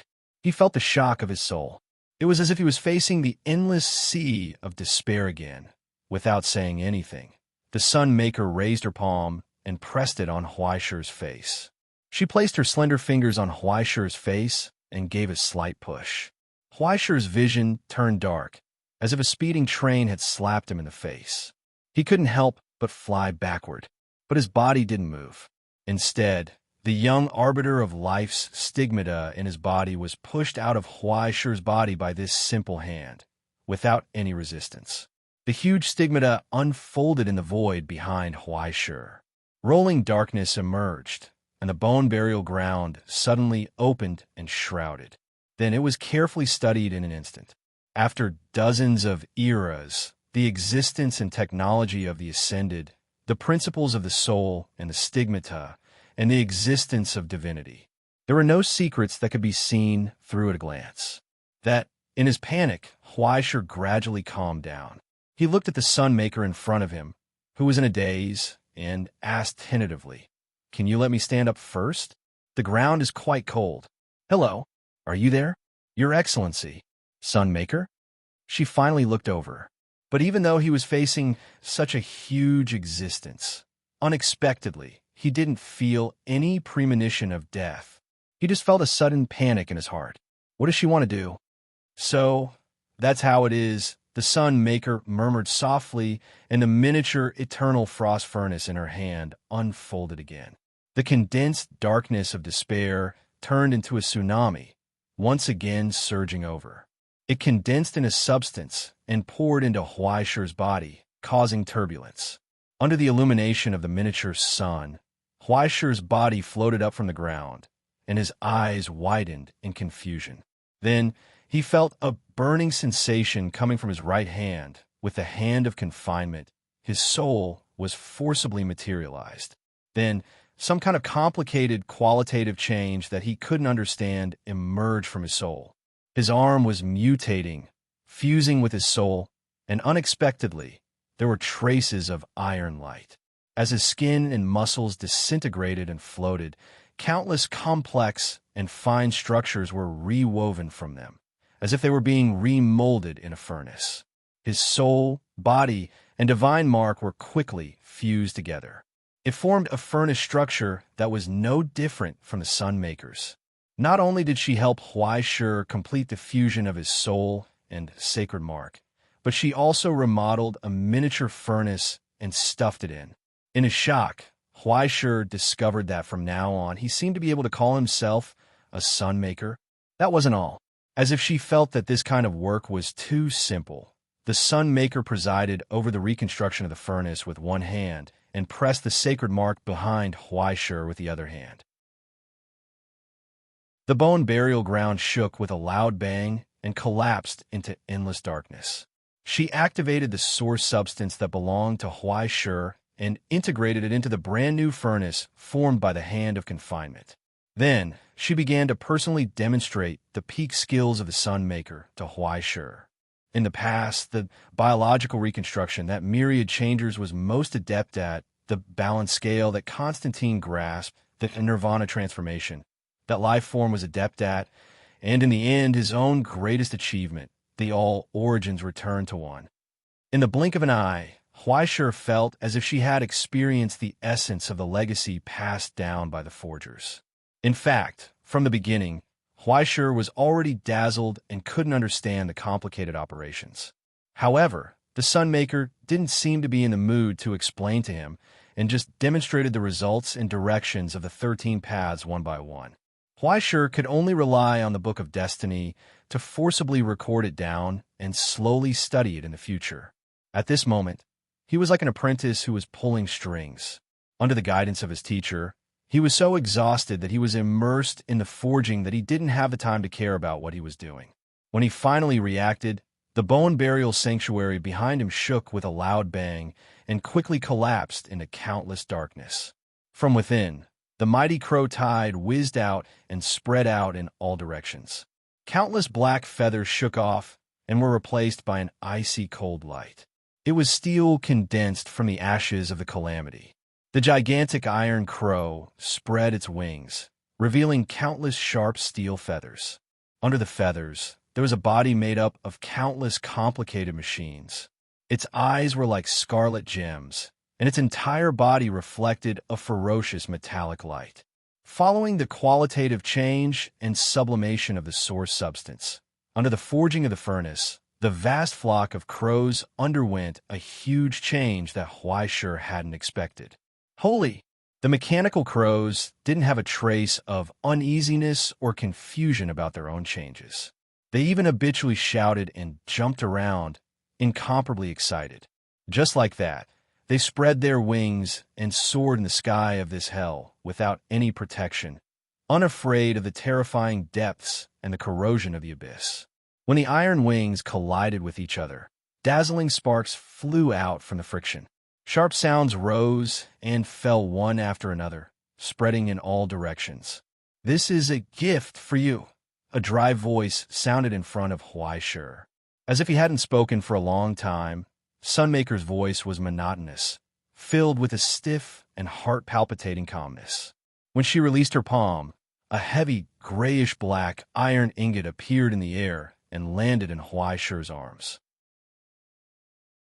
This was the crystallization of despair that flowed out from the heart of the eternal frost furnace, the essence of countless curses and suffering. After taking one last look at Huaishur, she turned around and walked into the distance. "Wait, where are you going?" Huaishur froze in place. Ignoring his drowsiness and exhaustion, he subconsciously wanted to pull her back, but his hand landed in the air and grabbed nothing. The lonely figure paused for a moment and told him, "Revenge." Only this word was not unfamiliar, because it had long been engraved in the depths of her soul during the long period of despair. Along with the pain and despair that all her clansmen had suffered, it had become the deepest curse. In front of her, a steel door slowly opened, revealing the endless darkness and terrifying silhouette behind the door. Just like that, the lonely Sunmaker rejected the salvation that was close at hand and walked into the depths of the abyss step by step. She was going to collect a debt of blood from her former enemies. The door slammed shut behind her and disappeared along with her.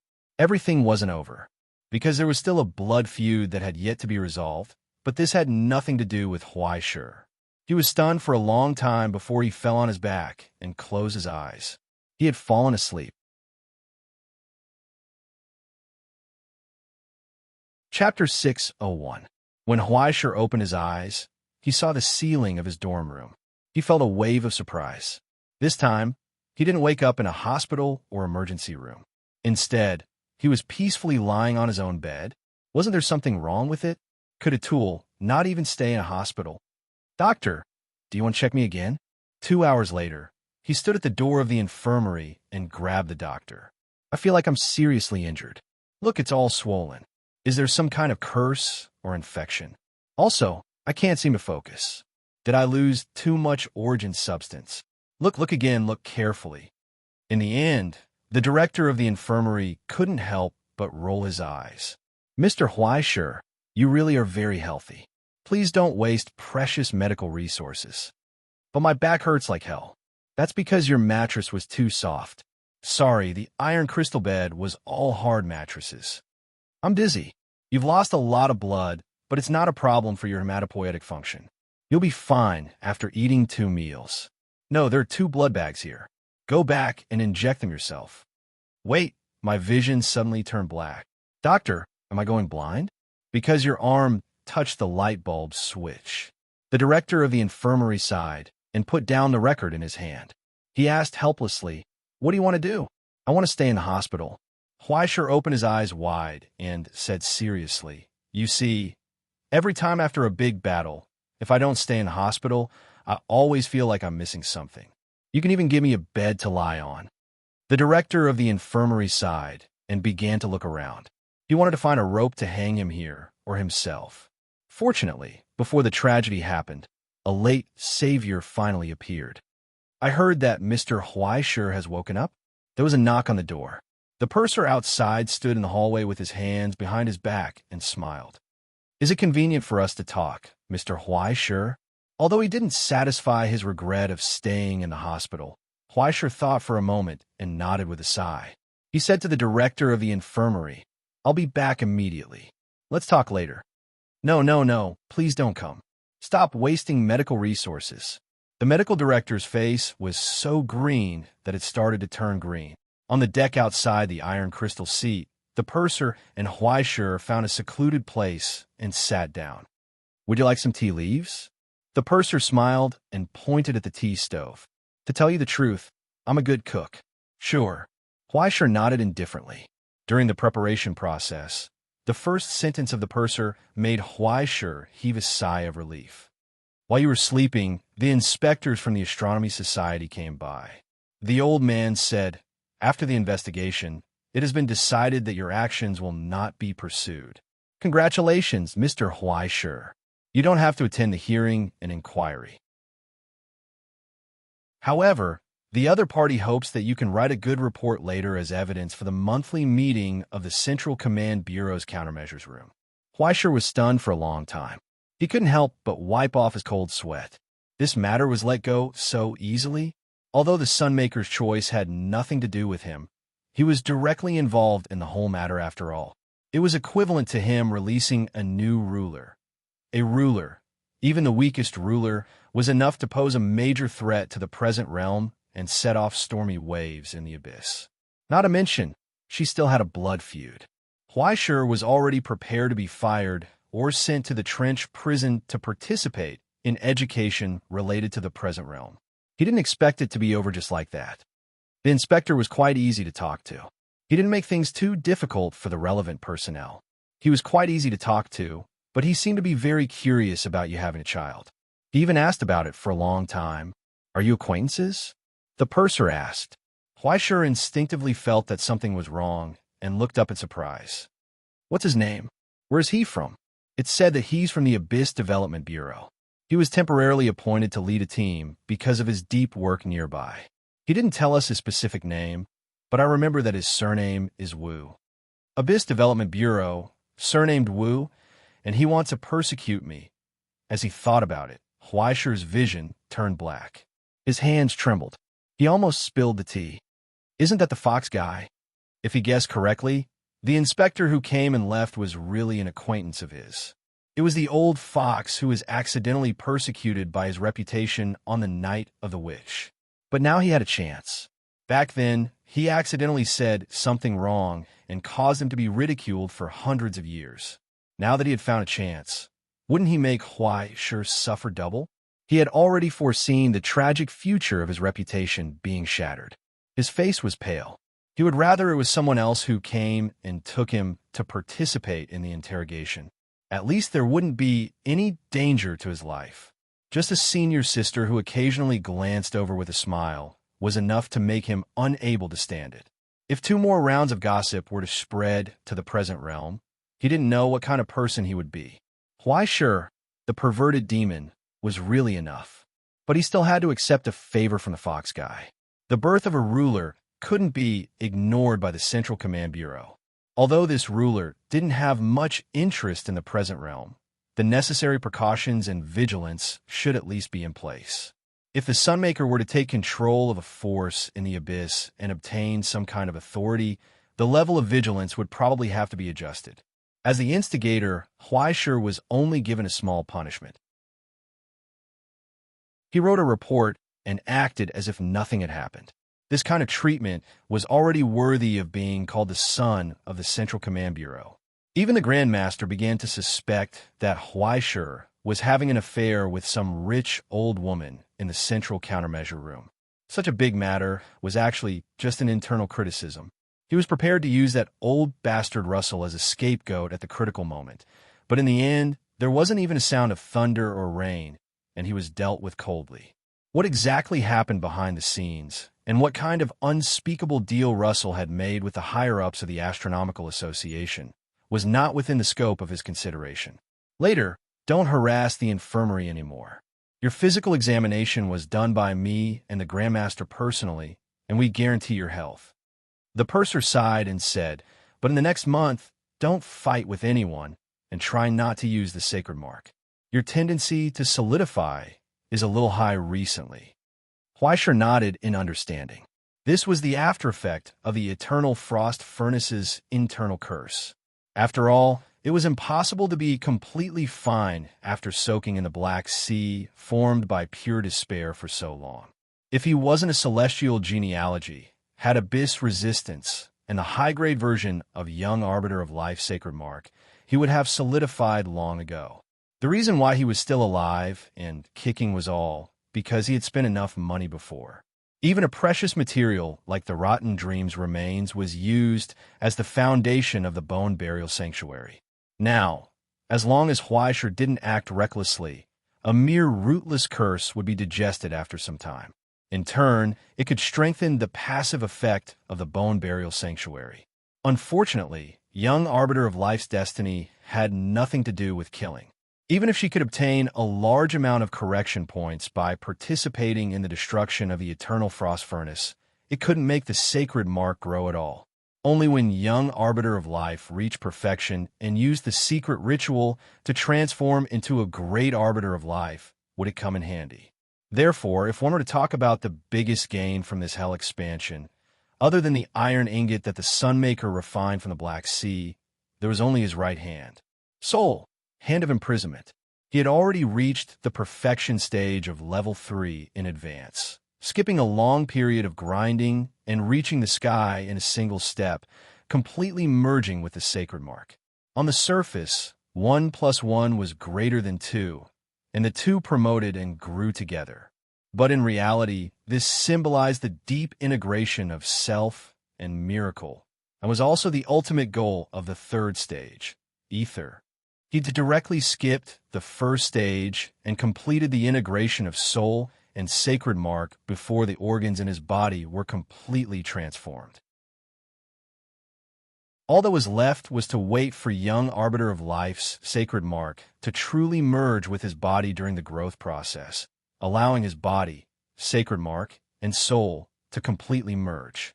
Then, he could start preparing for the great arbiter of life's transformation.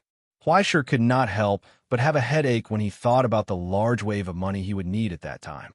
Other than that, the only flaw was that, due to the Sunmaker's last-minute addition of materials and the deep integration of his soul with the sacred mark, there was a slight abnormality in his body that had not completely transformed into ether. Simply put, Huaisher's right hand, from his elbow to his elbow, was completely metallized.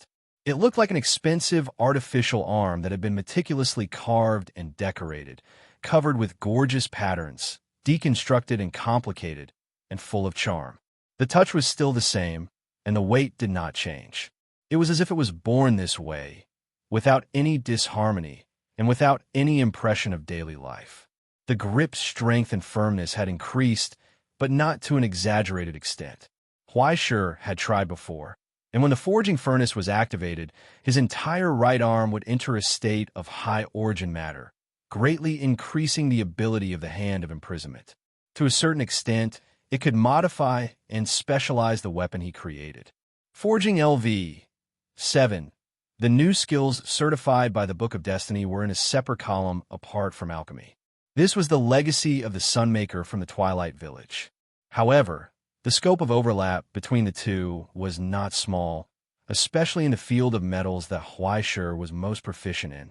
There were also great creations and achievements in many fields. According to Huaisher's estimation, if he could advance his forging to LV10, his soul ability would undergo a further qualitative change, and he would even be able to upgrade his weapons. It was a pity that the Sunmaker had only left behind a record that could not even be considered a general outline. He could only combine the rest with alchemy and figure out himself. Naturally, there were a lot of experiments and failures waiting for him. When Huaisher came back to his senses, he suddenly realized that he had opened a new line of money to spend. And it was a bottomless pit that was not inferior to alchemy. Looking at the small amount of balance and savings in his account, he could already imagine how cool they would be when they bid him farewell. For a moment, Huaisher could not help but feel sad, and he found it difficult to breathe.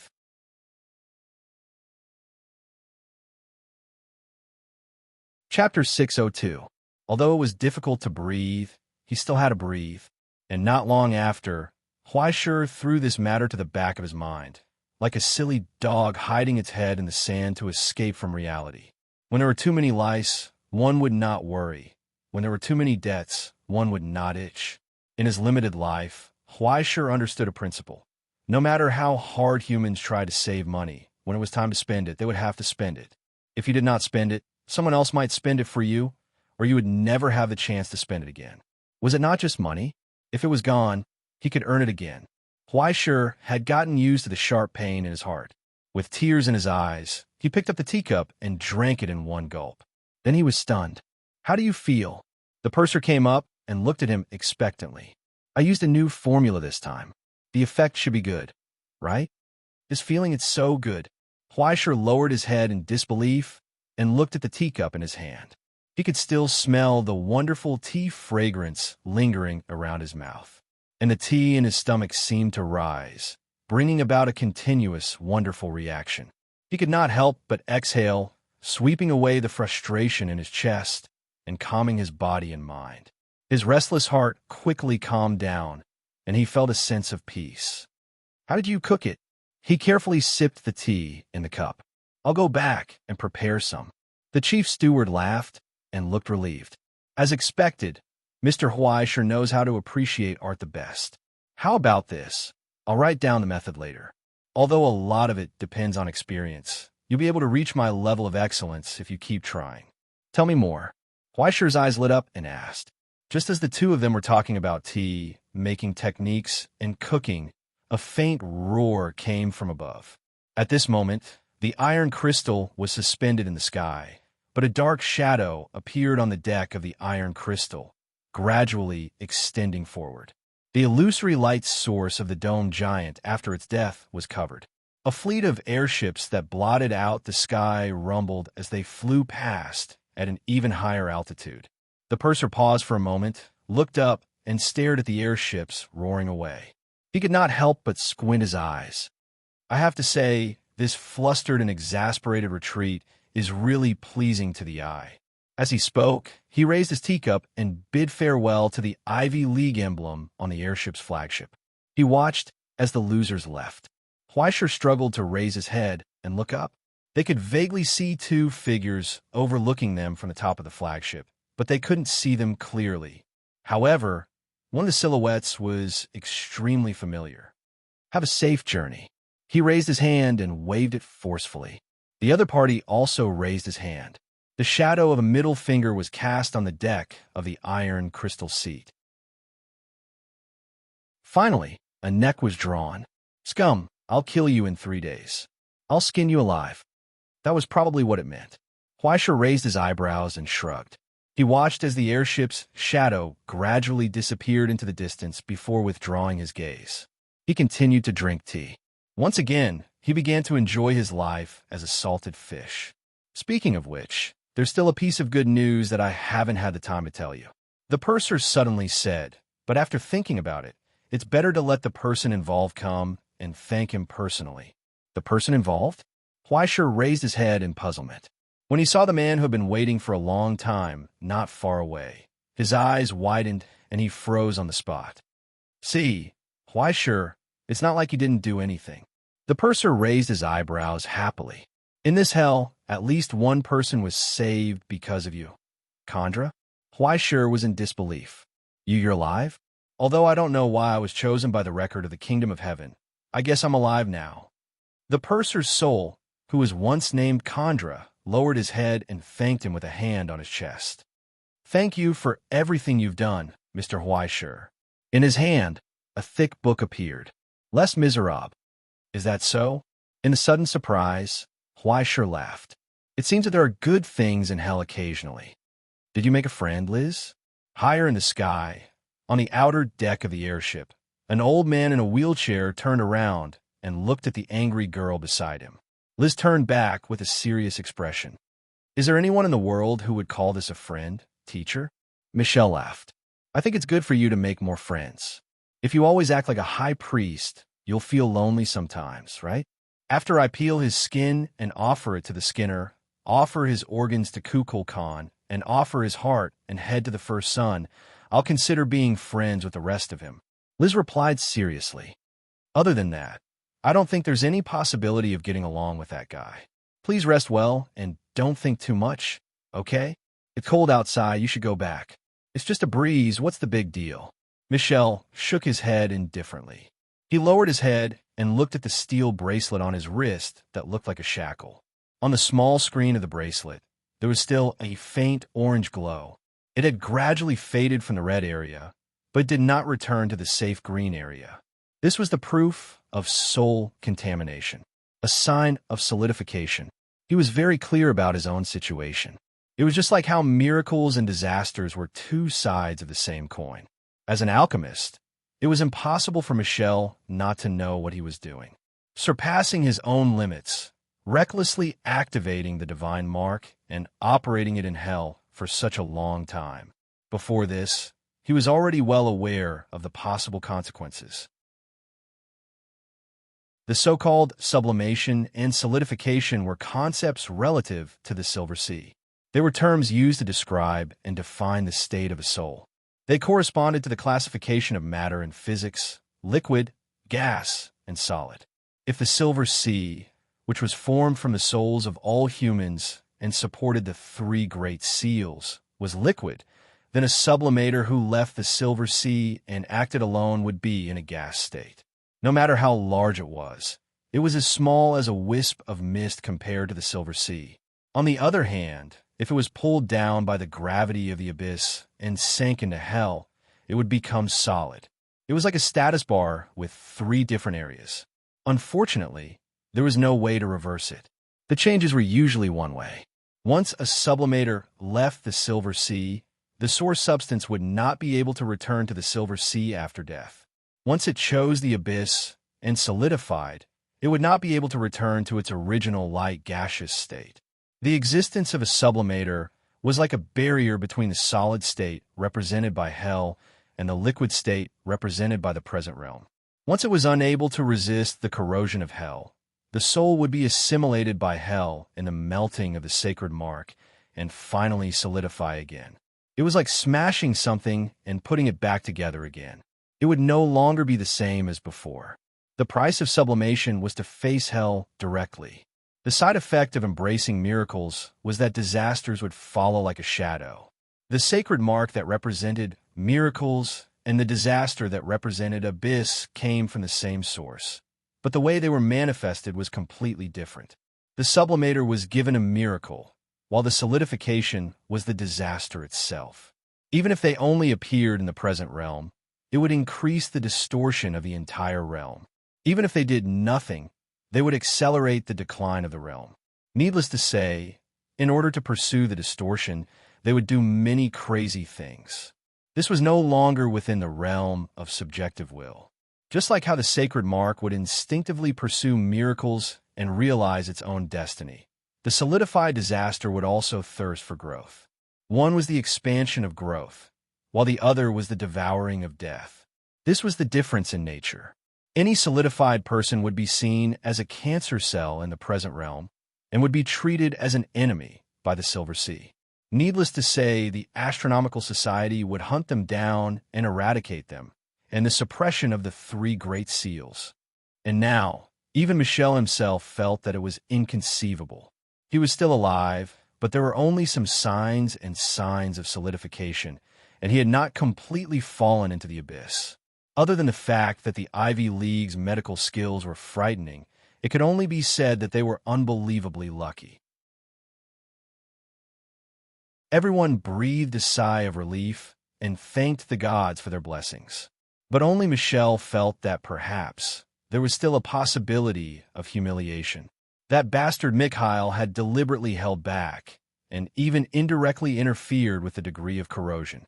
He had deliberately chosen to passively defend and did not give him a chance to cross that fatal boundary. He would not allow him to degenerate into that ugly state. Just thinking of this possibility Michelle could not help but feel so humiliated that he wanted to commit suicide. Mikhail had long known that even if he was alive, he would not have any gratitude towards him, but he still made a choice. Michelle really didn't know which one was more painful for her when she compared the high and mighty mercy and the feeling of being frozen and dying. In the cold wind high up in the sky, the old man in the wheelchair let out a long sigh and sighed softly. Autism and egomania. Which one is more annoying, Liz? Liz thought for a moment and shook her head. I don't know. Both feel very troublesome. Yes, both are very troublesome. I should not have gotten involved with such a person in the first place. It's best to let him go far away and never appear in front of me again. As Michelle spoke, he looked at the disappearing silhouette of the iron crystal in the distance and could not help but laugh at himself. He suddenly recalled something that happened a few decades ago. It was a memory that was still so vivid. Under the dim afternoon sun, he saw the silent youth beside his teacher for the first time. The youth lowered his head, his lips slightly pursed, and did not dare to raise his head to look into other people's eyes. His black hair shone with golden light under the setting sun. His teacher said, "His name is Mikhail, just like yours." At that time, when he smiled and reached out his hand to express his goodwill to the youth, did he expect this to happen? Compared to having a happy and harmonious memory, and then becoming enemies in the end, it would be better if both sides did not see eye to eye and did not interact much, right? He sighed and closed his eyes in melancholy. The overconfident final counterattack came to an end. In the end, it still failed. "I'm sorry, teacher." Liz lowered her head and did not know how to face him. If at that time What does this have to do with you, Liz? Michelle raised his head and looked at her guilty expression. Does the student have to bear the responsibility for the teacher's failure? That's too much. Moreover, facing such an enemy, such a dazzling hero, who dares to say that they will definitely win? Liz did not speak. Lift up your head, Liz. Michelle stretched out his hand and patted her shoulder. It's just a loss. Don't take it to heart. Why is the student so dejected when the teacher lost a match? He said, "Let's go back. The wind is too strong outside." Liz nodded, pushed the wheelchair, and walked towards the open door. In his sleepiness, Michelle heard the girl's words behind him. "Please leave the unfinished work to me, teacher." In the silence, Liz promised softly, "I will win, and I will keep winning, until everyone knows that Michelle is Liz Hetmock's teacher." Michelle was stunned. After a long time. "Okay." He smiled and nodded seriously. "I'll leave it to you to do what I can't do." This was the promise between the teacher and the student. "Don't disturb them. We'll take care of the rest." Inside the cabin, Pan DeLong watched the scene on the monitor. After a long time, he retracted his gaze and looked in front of him. Behind the layers of transparent walls, in front of the scholars and alchemists who came and went, was a wreckage suspended by countless pieces of equipment. It looked like a large hibernation chamber. This was the Ivy League's only spoil of war, the remains of the eternal frost furnace. It was one of the disasters left behind by the forgers. The immortal machine. Second prize. The old man sighed softly. Even though we didn't get the eternal frost furnace, with this thing, the construction of the solar ephemeris can be shortened by at least a bit. As the final seal was inserted, a torrent of liquid origin substance poured into the isolation chamber, rapidly freezing it and sealing away this precious sample of disaster origin substance. The immortal machine's preservation was complete. "Let's go." Pan DeLong retracted his gaze and turned to walk towards the bridge. Not long after, a large wind tunnel opened at the end of the infernal realm. The vast fleet of airships left without any hesitation. "Are they leaving?" On the bridge of the Iron Crystal constellation, the Grandmaster waved his hand indifferently and changed the projection on a large screen. A large blueprint appeared from the transmission, almost taking up the entire bridge. But even at such a large scale, it was still impossible to clearly show the details. It could only barely show some of the outlines. The scale of the project is much larger than expected. The Grandmaster frowned. "I'm afraid the Iron Crystal constellation alone won't be able to complete it smoothly. Of course, it's not just you. I've already used the dragon's summoning flute to send signal. In about half a month, the Crimson Deer and Gray Stork will report in. Russell said, apart from White Dove's other mission, the 4 campuses in the Abyss will all listen to your command. All of the Ivory Tower's power in the Infernal Realm is in your hands. Mikhail. It's still not enough. The Grand Master shook his head. After all, it's no longer the time when the Utopia was still around. We have to learn to be thrifty. Russell sighed. Our conditions are limited. You have to be thrifty. Besides, the entire mechanized Infernal Realm is ready-made. It's right in front of you. Hasn't this already solved the most heavy work? Do you think alchemy is like building a house? Mikhail glared at him. Even if the Infernal Realm has been mechanized, it's not something that can be used casually. It's not that easy to reforge the giant of the underworld. Do you expect me to make a flaw? What if we take a step back? Russell suddenly asked. What if we don't rebuild Osiris? The Grandmaster frowned. You're playing the game of changing needs with me? Do you want me to redesign a few versions for you? No, what I mean is, aren't there 2 Tier 5 of the Eternal Road? Russell said, Osiris is no longer suitable for the current era. Mikhail. What celestial genealogy needs now is not a weapon of war that can destroy everything, but a camp that can recuperate, a temporary home, a retreat, and an existence that can replace the land of dreams. Following Russell's words, the design blueprint floating in the bridge suddenly changed. The giant that originally supported the heavens and created hell had disappeared. Instead, it was replaced by a majestic and divine gigantic silhouette. It was also the 5th stage of the Eternal Road in the Kingdom of Heaven system. It was also a gigantic miracle that was akin to a man-made god. In the silence, the Grandmaster's eyes gradually lit up. Horus of the Heavenly Fortress.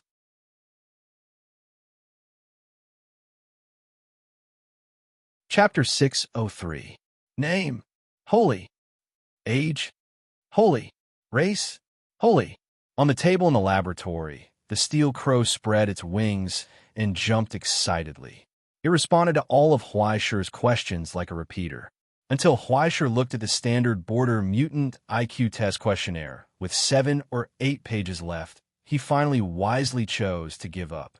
Okay, I'll skip the intelligence test, he sighed, threw the test questionnaire to the corner, and rubbed his head. It couldn't be helped.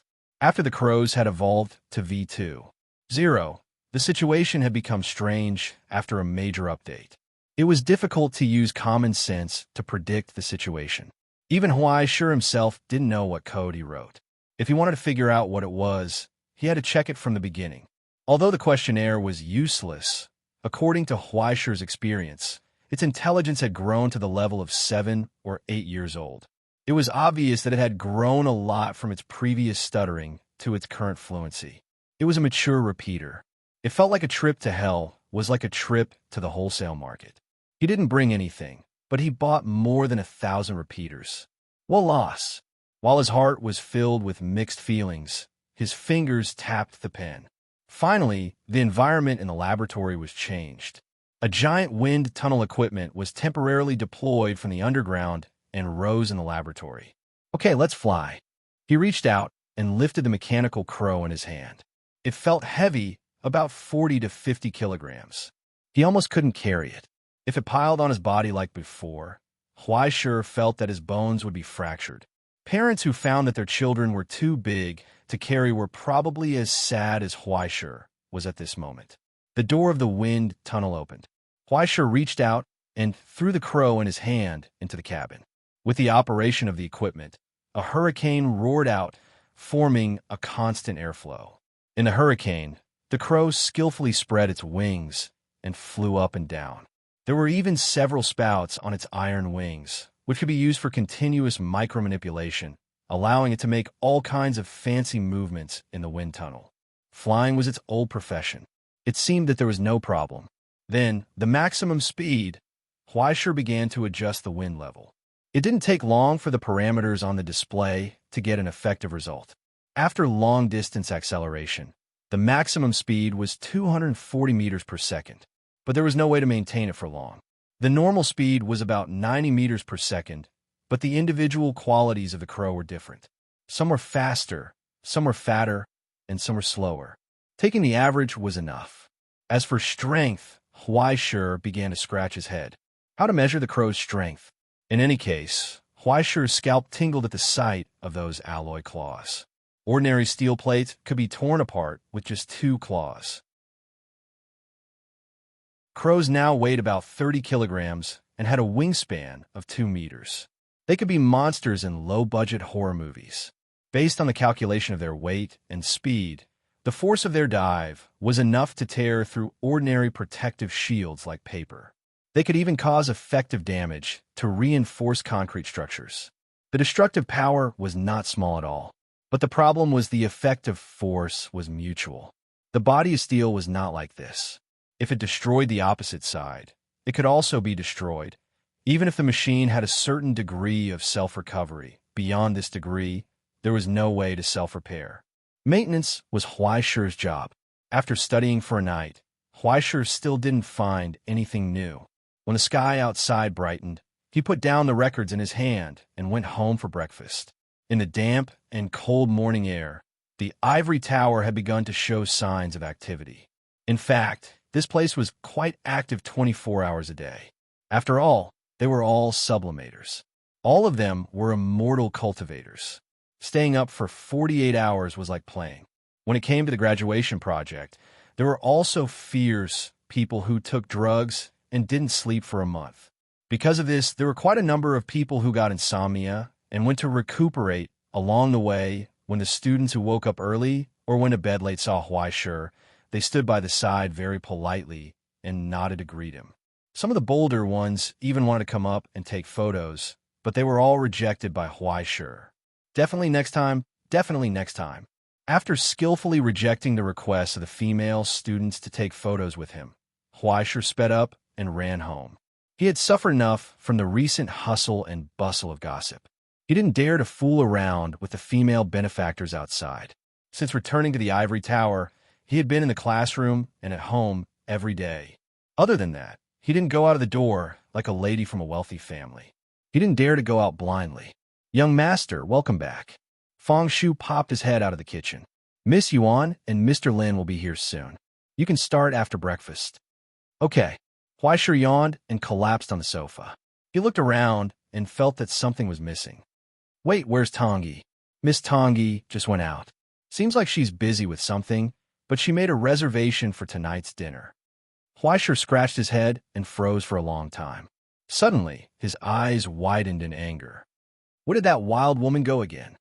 Huaishur scolded angrily. "If she doesn't follow the curfew next time, I'll break her legs." His scolding made him feel satisfied as a master. At this time, Feng Shu could only hold back his laughter in the kitchen and pretend that he didn't hear anything. Unfortunately, even the omnipotent Beelzebub didn't dare to pop his head out and say, "Master, Tongyi has been locked up in the basement by you for 3 years," so that Huaishur could ask if she regretted it. Moreover, he felt that the black-hearted woman could still steal his money even if she was locked up in the basement. This world was too dangerous. After hurriedly eating breakfast, Huaishur finally woke up a little. After the 2 students came to his door, he began to check on their progress in the past 2 days. Yuan's improvement was very gratifying. Her violin skills were improving very quickly. In just a few days, she had improved a lot. Lin Shurjio's results were lagging behind. He wasn't good at beheading and hadn't learned Huaishur's fancy decapitation yet.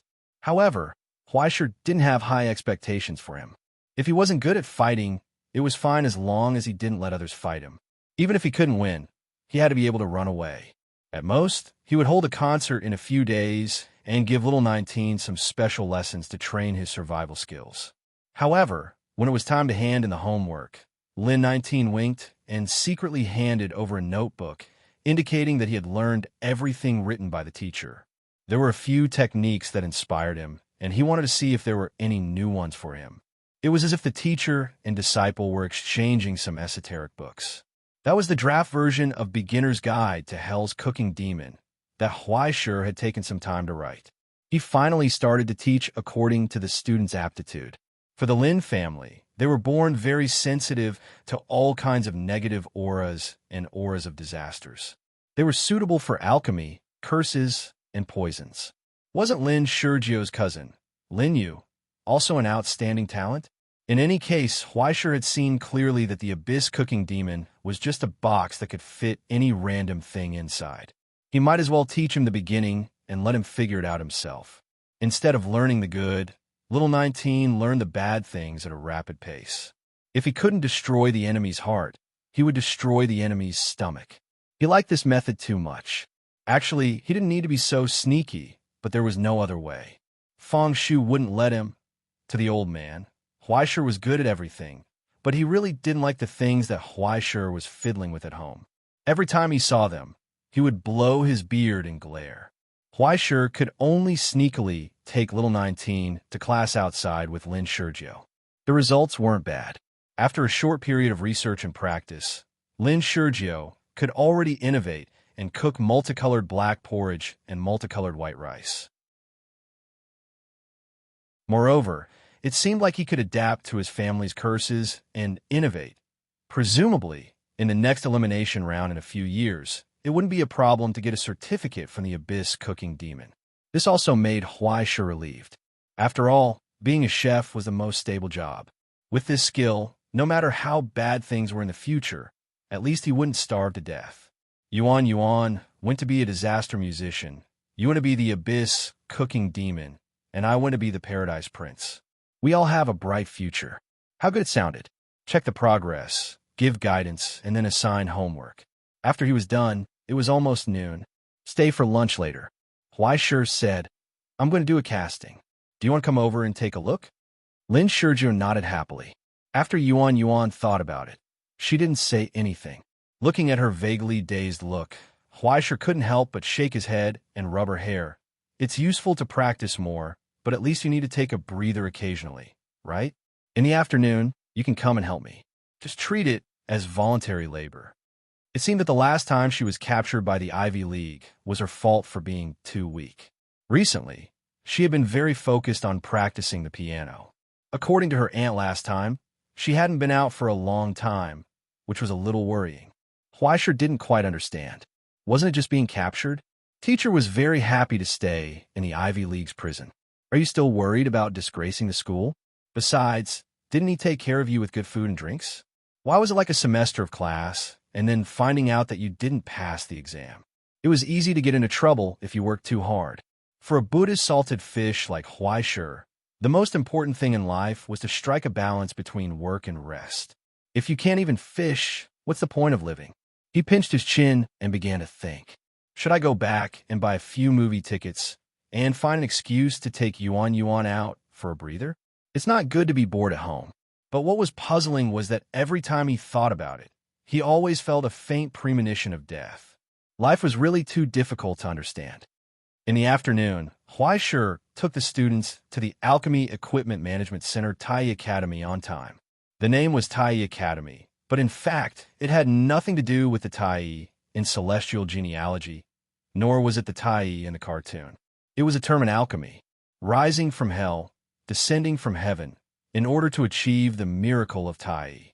The Tai here referred to the common origin of all things, and everything flowed from the supreme source. If one had to say something, there wasn't much creativity. For example, it was like the Yujian restaurant and the Dragon Gate Inn. At first glance, it was obvious that this name was casually given by Russell, and he didn't care at all. In the final analysis, it was because his level was not good enough. Huaishur secretly criticized. You're tuning into the Warrior Lore YouTube channel. Don't forget to subscribe and join us on this journey to catch the most captivating stories.